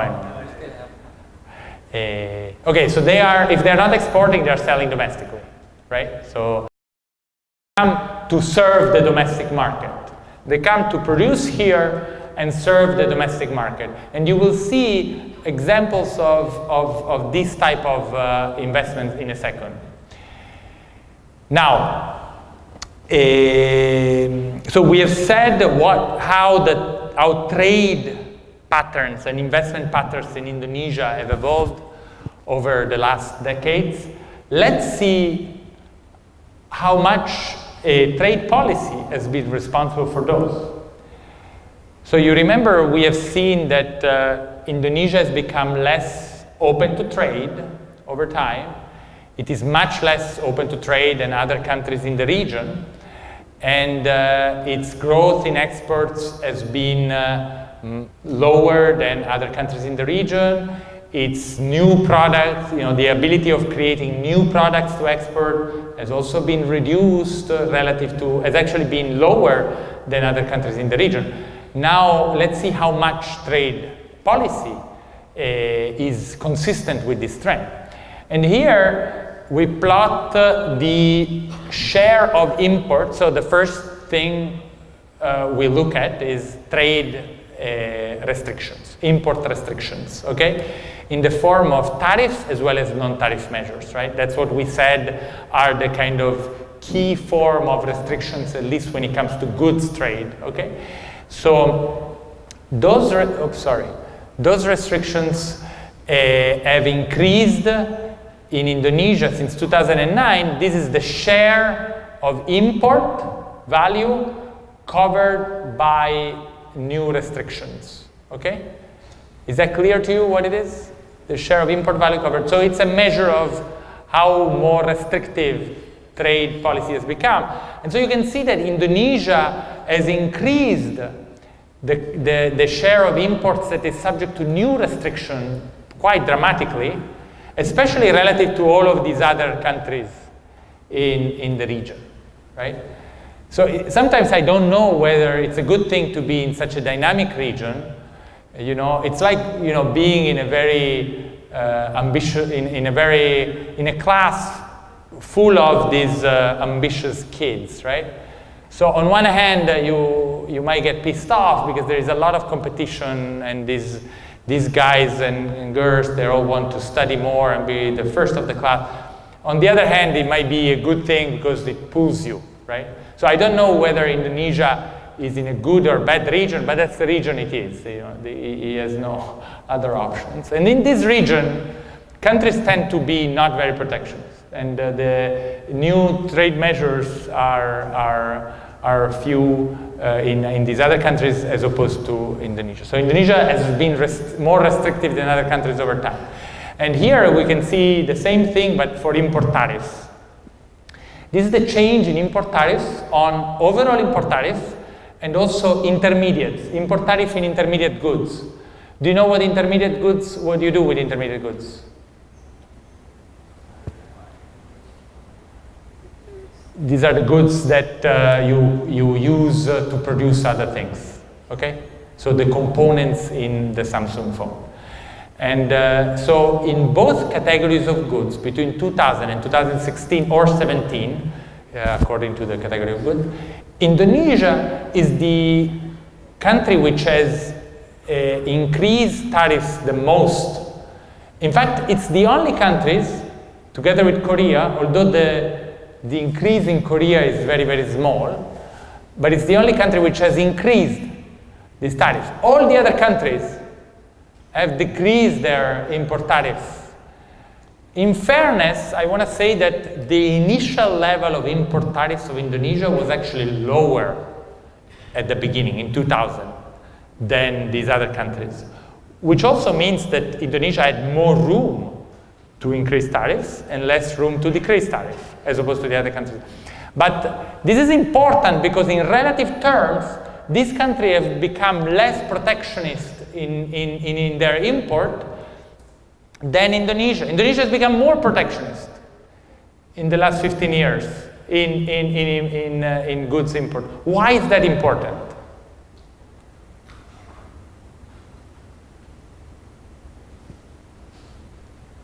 If I want to produce a manufacturing good and export a manufacturing good today, can I do it all on my own as a country?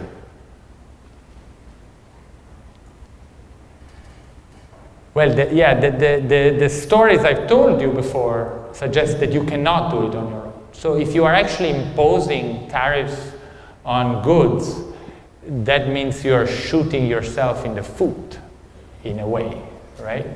And of course, if you're imposing tariffs on goods, which are then consumed by people, you're still affecting the price of the goods. So in terms of consumer welfare, the theory tells you that also consumer goods tariffs have a problematic effect.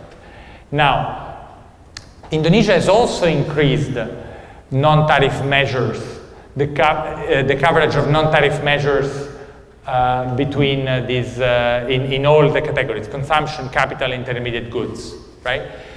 We will see in a few slides that some of these non-tariff measures are absolutely legitimate, right? And they are protecting the health and safety of consumers, they are protecting the environment, and in fact they don't have a trade distorting effect. But there are some non-tariff measures that do have a trade distorting effect, and they are potentially the problematic, right? Not only is Indonesia restricting more and more imports and trade of goods, but also Indonesia restricts a lot trade of services. This is a measure developed by the OECD, which looks at 23 services sectors, and it shows the degree of restrictiveness for about 44 countries in the world. OECD, as well as other middle-income countries in the world, including Indonesia.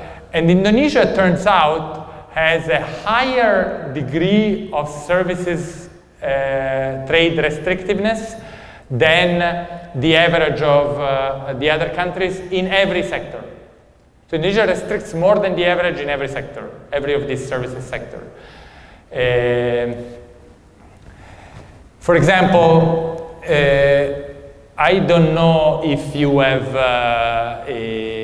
I guess you shop at Alphamart and Indomart? Or that's not, you shop there. I guess you don't do maybe the grocery shop, or even the grocery shopping, you can do that. So anyway, the Indomart and Alphamart are 2 supermarket chains, the biggest in the country for supermarkets of that size. And it turns out that Indonesia in that sector, retail sector, is by far the most restrictive country in the world. And what restrictive means in the retail sector, you know, we're talking about export of retail services. Can you think about an example of export of retail services? So import of retail services by Indonesia? Carrefour? Yes, that's exactly right. Carrefour is an example of import via, you remember the mode of supply? Mode 3 of supply of service, it's called in WTO jargon. Yes, it's by establishment of commercial presence.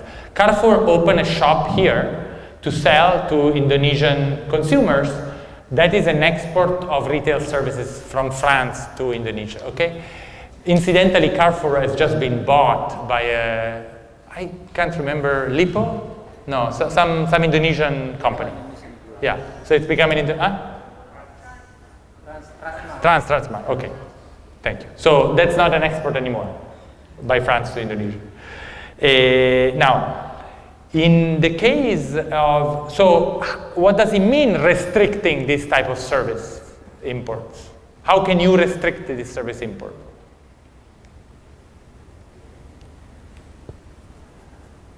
Can you put a tariff on a good to restrict this service import?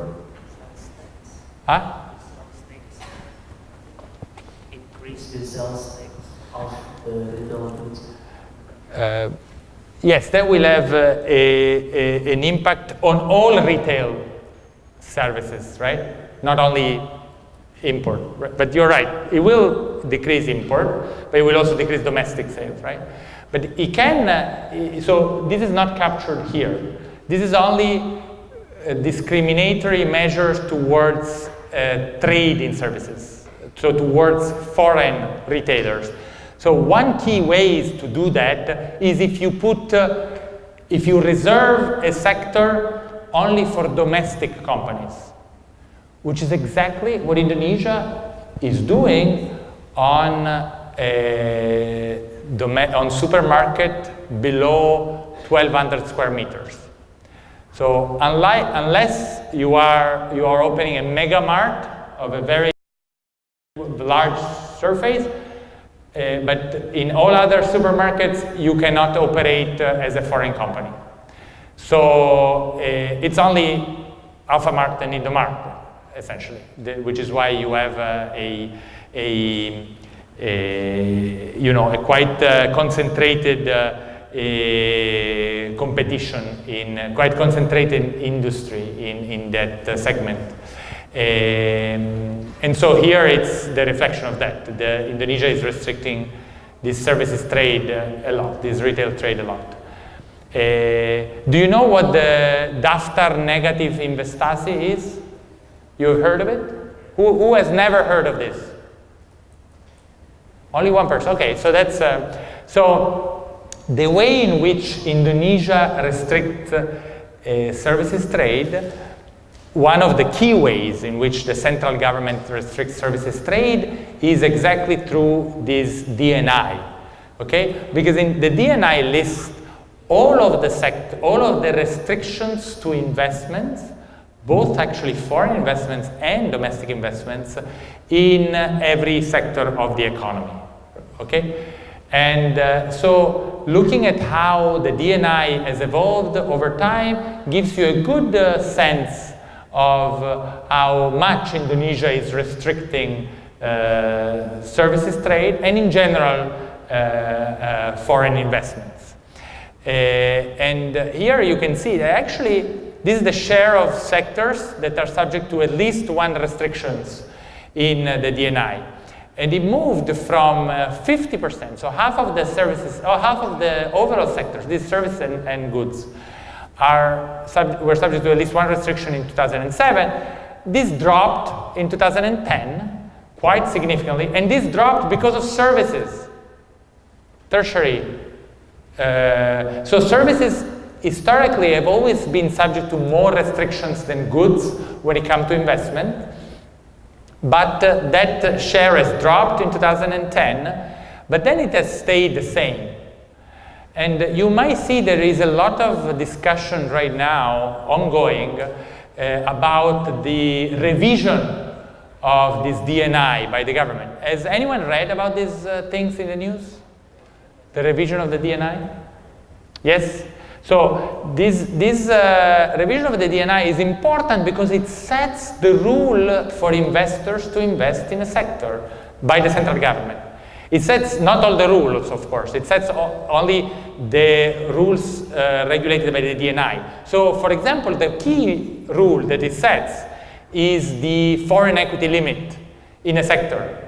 And so you can see that most sectors today, here is the sectors which are subject to at least one foreign equity limit restriction, and most sectors today are open 100% to foreign investors, but still 15% of them, they have some restrictions. For example, some important sectors such as retail businesses, supermarkets below 1,200 square meters, right? And many others that, you know, if you're curious, I recommend you to have a look. It's all online, right? We coded them from online sources, of course. This is a president per press, what's it called? Peraturan Presiden. Thank you. So these are Pertemuan president, and there have been 4 of them, the last of which in 2016. And you can see at the end there is a long annex of things that are restricted. And there are various types of restriction.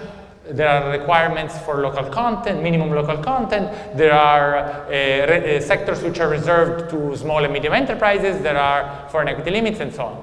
It's, and all of these things do matter a lot for the economy. And I'll show you I have only 5 minutes left though, right?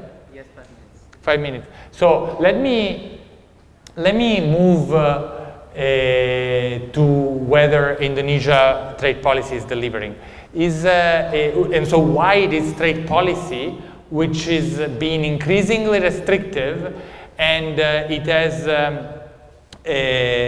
especially in goods, and it is in line with increasing inward looking of the Indonesian economy, why this is potentially problematic.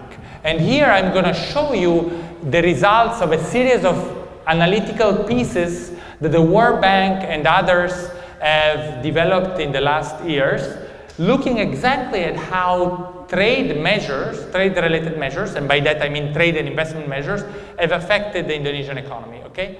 So here it's a, I don't know, have you done econometrics? Yes, everyone has done econometrics. Okay, so here it's a famous paper published by the American Economic Review by Mary Amiti and Jeff Koenigs in 2007, where they take the import tariff, the changes in import tariffs at the sectoral level, they look at the impact on productivity. So how efficiently you produce once your the import tariff in your sector increase or decrease. And so what they show here, well, this is the equation if you are interested in looking at that, but the bottom line is that they show you that if your sector is protected, the average productivity in the sector goes down. And if the sector where you, protected means in terms of import tariff, yeah? And if the sector where you are buying your inputs from is also protected, the impact on productivity is even larger, the negative impact on your productivity. Why do you think this is the case? That you get these negative signs? Means if you protect a sector, you make that sector less competitive, less productive. Does it make sense? Okay, good.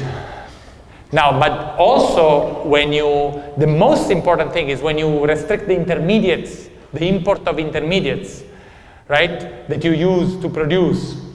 Imagine if Samsung has to come to Indonesia to produce what is it? The Samsung iPhone. Sorry, I'm now very tired. The notebook. In fact, Samsung has come to Indonesia to produce it, but for a different reason. But imagine if in Vietnam, Samsung was subject to all of these import tariffs on intermediate goods that they use in production. Of course, they will become less efficient. Their production costs will increase, right? So that's the results from a meeting Konings. Some Indonesian researchers have updated this analysis for intermediates, and they find the same thing as Amiti and Konings found 10 years ago. And then we have looked at the impact also of non-tariff measures. We have put together a new data set which gather data on every type of non-tariff measures that Indonesia applied to goods imports since 2008. And then we ran various analyses. And here what we find is that on average, one more non-tariff measure in a product reduces import by 16%, which means that it is increasing the cost of importing. So the point is, the key point here is, which we are trying to convey to policy making, is that so by doing that exercise of looking at the impact on import, so calculating the import elasticity with respect to the non-tariff measure, you can then, with some algebra, you can calculate the ad valorem equivalent. What is the ad valorem equivalent?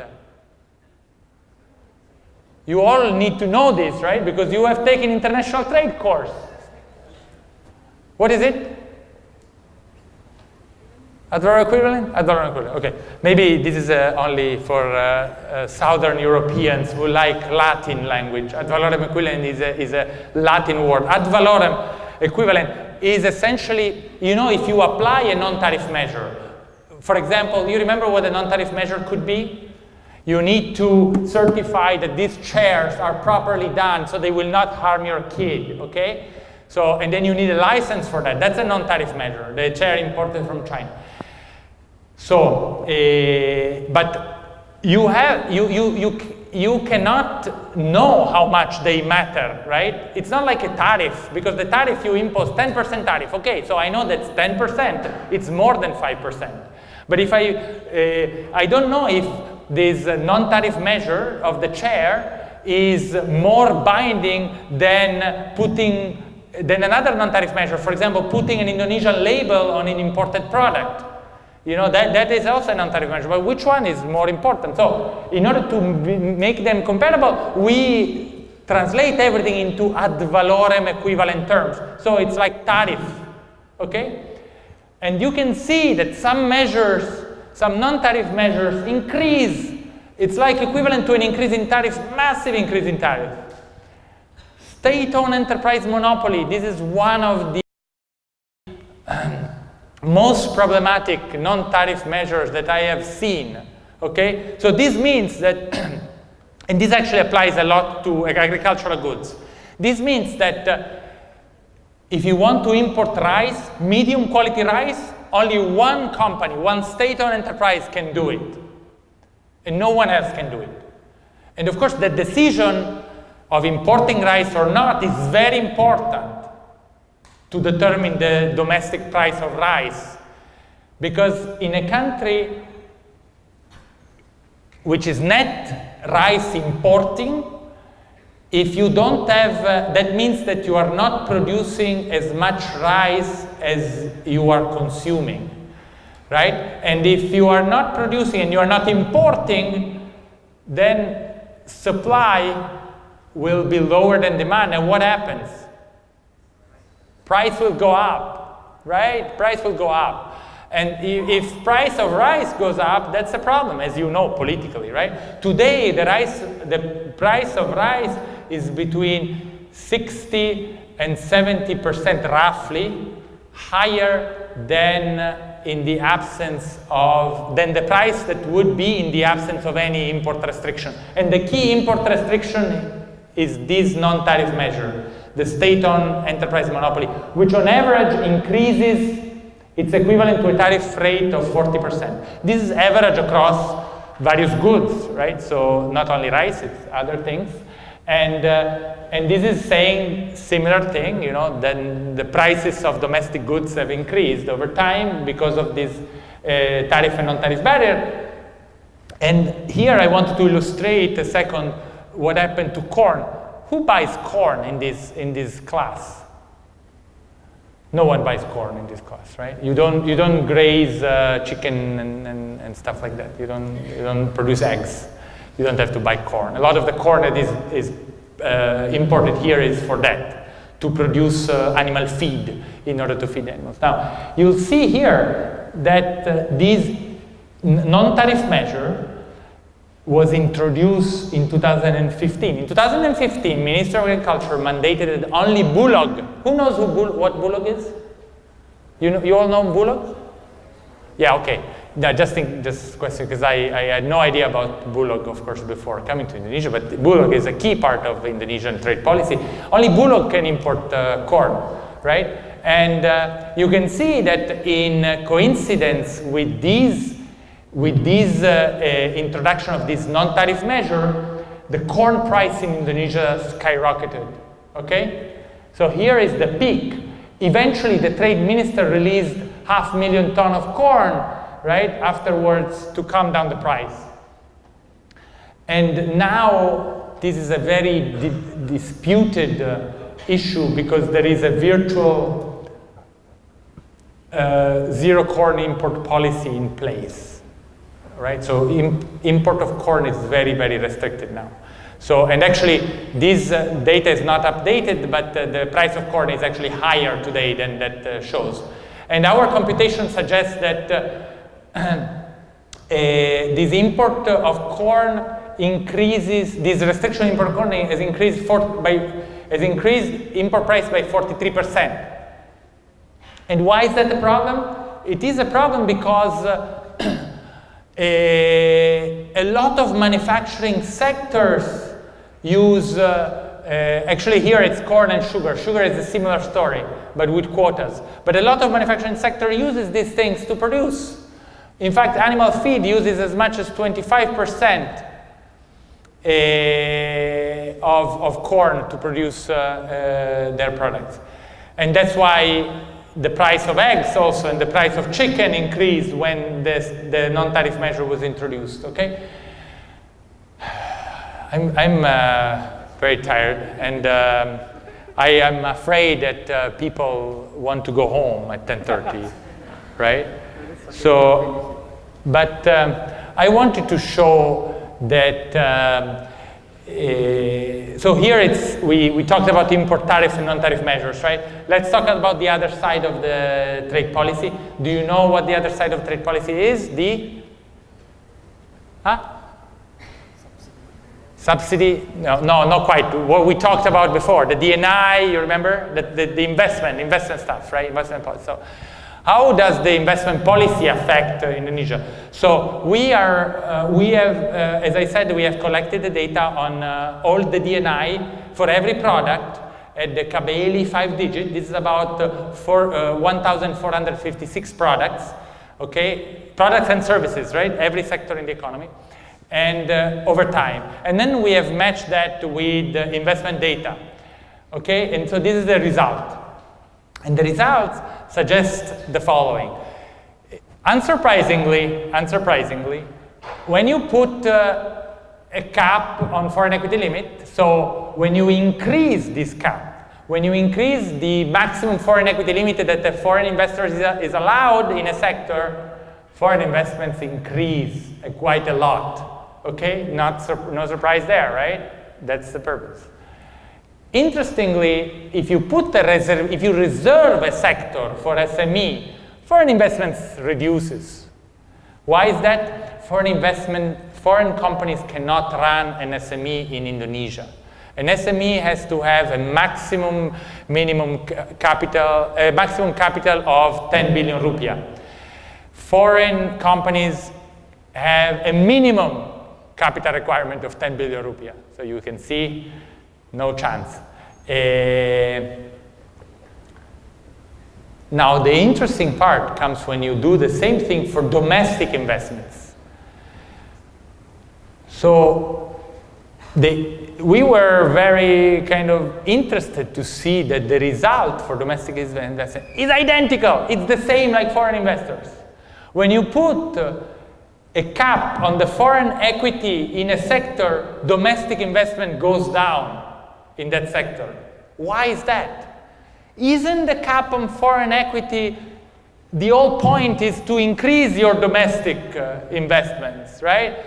To prefer domestic investors in a sector and allow the domestic investors to thrive and their companies to grow and the investments to grow. But no, investments decline. Why? I'm not going to leave today the room if you don't tell me why. Because this seems to defeat the whole purpose of having a daftar negative investasi, right? But that happens. In fact, when you reserve a sector to SME, also domestic investments go down.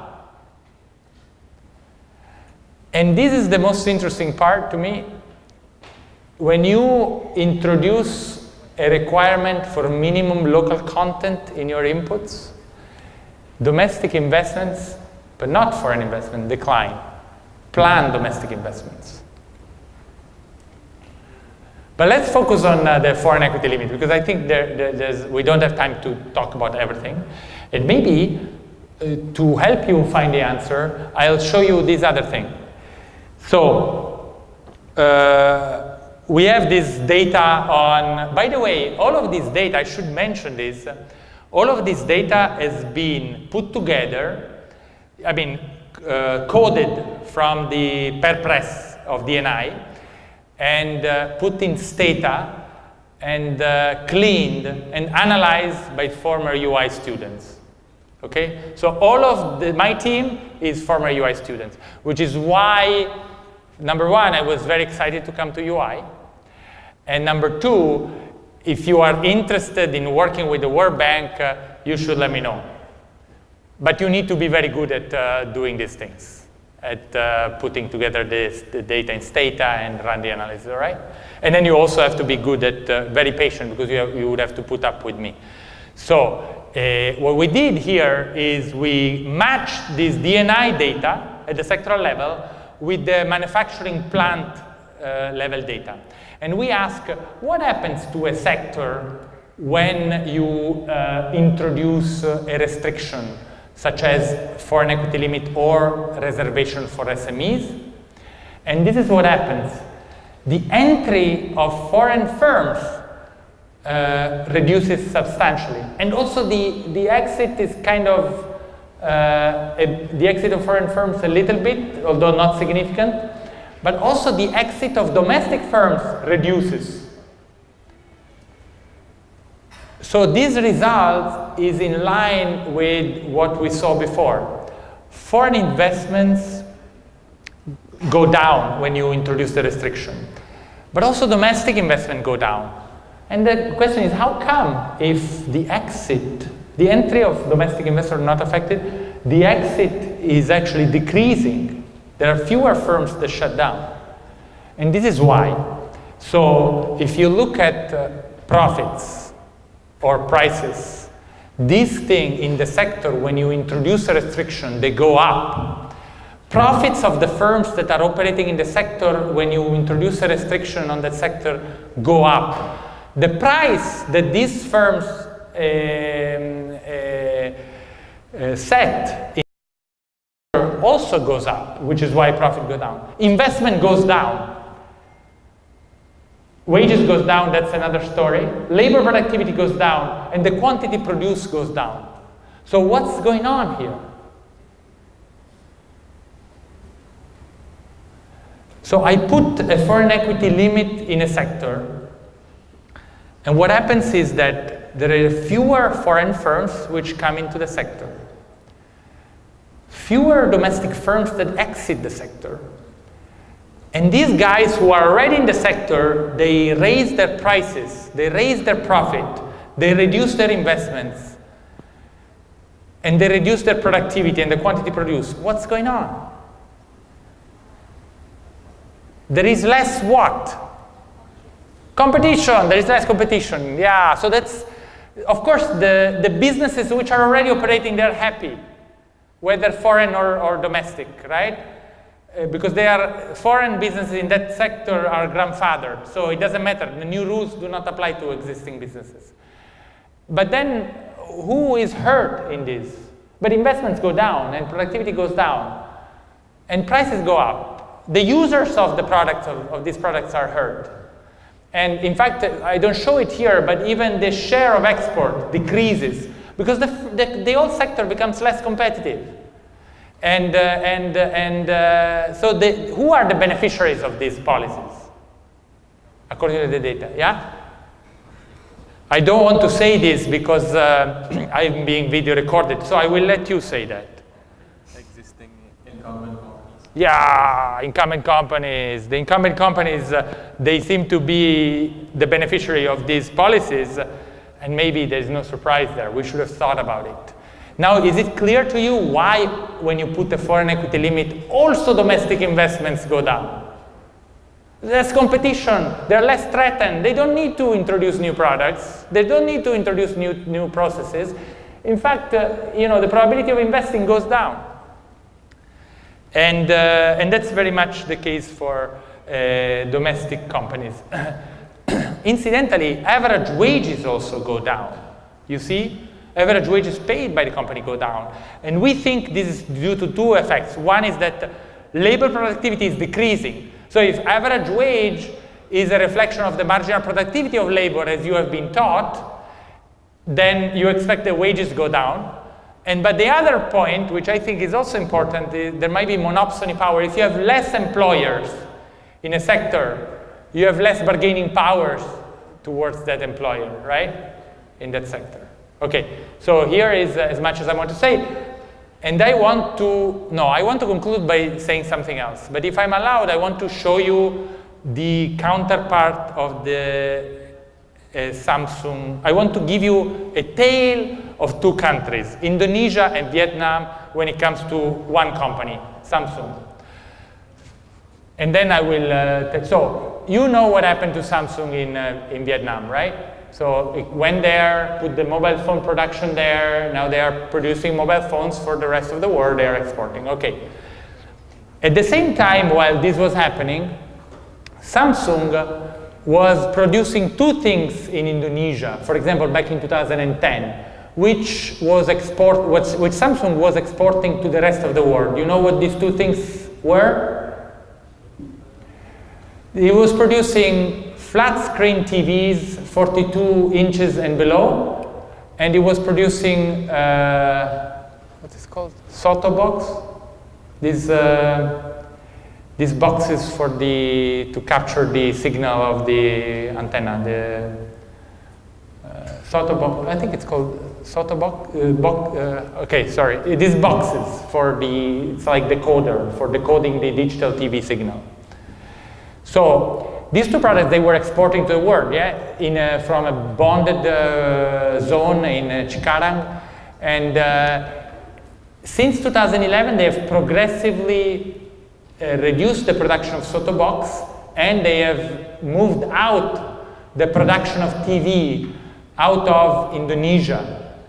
Of course, the Indonesian government wasn't very happy, rightly so. At the same time, they set up, actually they brought some of this production to other countries. But at the same time, what they did was the government introduced a local content requirement for smartphone. Who knows about this local content requirement? Have you heard of this? Yes, so in order to sell a smartphone here, LTE, you need to have at least 30% of the product produced in Indonesia.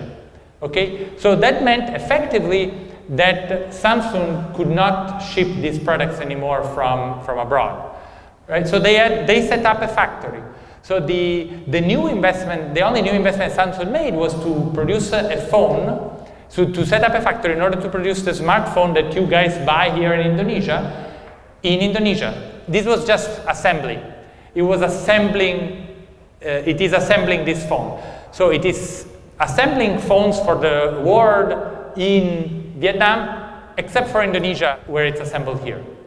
So this means that the pattern of electronics trade that happens in Indonesia versus Vietnam is different.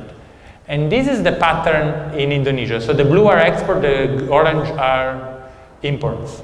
Okay, so you can see that Indonesia was exporting close to $10 billion of electronics in 2008 and was importing close to $25 billion, right? Because you remember, in order to export electronics, you need to import. That's what Samsung was doing with the flat TV screen. It was importing components, assembling here, actually producing some components here, and then exporting. All right. Now, because Indonesia, we have seen that a host of policies are making Indonesia in a way less hospitable, if you can say so, towards trade and investment. Now this has been reflected in the electronics industry, because the electronics industry is the foremost industry that participates in global value chains. So it's the foremost industry that needs import in order to export, okay? And so this is a reflection of that, right? Imports shrunk, exports shrunk. And in fact, domestic sales of electronics, here are, sorry, the gray bar is the domestic production for domestic sale, right? So the sum of the two is the total domestic production of electronics, part of which is exported. So in the beginning, most of it was exported. Now, this is the opposite. Most of the production of electronics is the type that Samsung is doing in Cikarang, assembling the smartphone for the domestic market, and there is no more export. There is not much more export. Is this a problem? I think so. And why this is a problem? Because if you compare these numbers to Malaysia, to Vietnam, to Thailand, even if you capture all of the domestic market for electronics in Indonesia and you force all producers that want to sell products in Indonesia to produce in Indonesia, you are still gonna be talking about peanuts relative to the global market. Look at Vietnam. Vietnam production, which is almost only for exports of electronics, moved from about $1 billion in 2008 to almost $50 billion in 2016. So in 2016, we don't have the data, but in 2015, the total value of electronic production in Indonesia was only 10 billion. And here you have a country which is much smaller in size than Indonesia, where the total value of exports only is 5 times as large. And it started, and it grew 50-fold between 2008 and 2016. So that is why I think this is a problem for Indonesia. The more you look at the domestic market as the source of your growth, the less diversified you are, and the more cap to growth you put. Okay? So I want to skip this, and I want to conclude why I think this is the right time to reevaluate these trade and investment policies in Indonesia. Remember the title of the presentation? Okay, so the reason number one is the balance of payment. Have you all done, who doesn't know what balance of payment is? So should I assume everyone knows? Not everyone knows. We learned that since then. Okay, great. Okay, so I will go straight into the point. The point here is that the current account balance of Indonesia is expanding. Sorry, the current account deficit of Indonesia, which is this line here, is expanding, right? And is expanding mainly as a result of imports growing at much faster pace than export. Is this a problem? Do you think it's a problem? Okay, let's break this problem into two. Imports are growing fast in Indonesia. And let me also give you one more information. Imports are growing fast in Indonesia for two main reasons. Number one, commodity prices have been increasing, so there are more investments in the primary sector. So exploration of mining and gas and oil and so on. So they need capital equipment, and the capital equipment is typically imported. Number two reason, infrastructure investments in Indonesia have increased across all sectors, electricity, transport, and so on, right? And so similarly, in order to make big infrastructure projects, you need big machineries. You need specialized materials sometimes, and this is often imported. Now I told you why imports are increasing. Is the fact that imports are increasing fast a problem? But you have to justify the answer.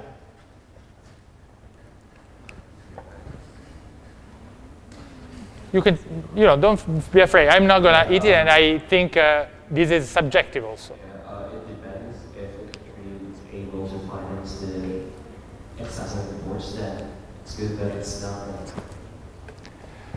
Great.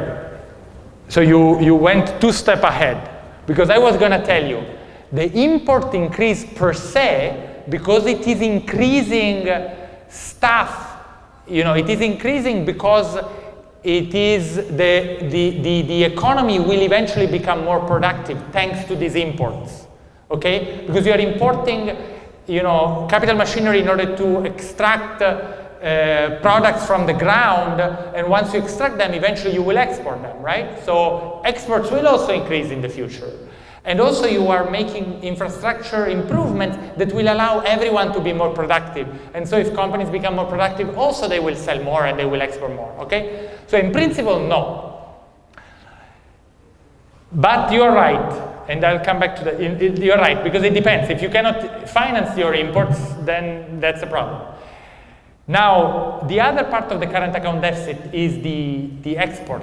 So the exports are not growing fast enough. Is that a problem? I think so. I think exports not growing fast enough is a problem, and it's a reflection of various problems that the economy has, including, I would argue, trade and investment policies, okay? Now, back to the point, how do you finance this? So you need the money. If the current account is in deficit, you need the money to finance it, as they have taught you, right? So you can finance it through capital flows, okay, essentially. So through the capital account. Now, a capital and financial account. Now, there are 2 types of flows, by and large. Short-term flows and long-term flows, right? If I want to kind of reduce to a wild generalization. The short-term flows are the kind of short-term portfolio flows of investors, buying assets in Indonesia, and maybe somewhat speculatively they want to wait for the price of asset to go up, and then they might sell it, right? And then there are the long-term investors, which are the FDI in the balance of payment, right? And these guys, these FDI, these investments are there to stay. These are the more brick and mortar stuff, right? This is Samsung opening a service center here. They're not gonna go away anywhere anytime soon, right? So the problem here is exactly that. Direct investments are declining. So as the current account is expanding, current account deficit is expanding, and the direct investments are declining, the basic balance is declining, and the basic deficit is expanding, and you are reliant more and more on short-term portfolio flows in order to finance this current account deficit. Why is that a problem? Because of what I was saying. Short-term portfolio flows are volatile. They're ready to leave. If there is a kind of global turmoil, then they'll leave in search of safe havens. which is why a lot of emerging economies have experienced large depreciations in their currency during these recent times, whereby you had a global trade, a US-China trade tension, and you had big devaluation of Argentina and Turkish currencies, which led to further fear of short-term investors. So this is a problem that, how to solve it? Well, why does trade policy matter to this? Because if trade investment policy changes and Indonesia becomes more competitive, is more able to attract these type of investments that will finance your current account deficit, but also it's more able to export more, participate more in a global value chain, so export growth might increase. The second reason why, which is related, why I think this is an important time to rediscuss the trade investment policy for Indonesia is exactly the US-China trade tensions.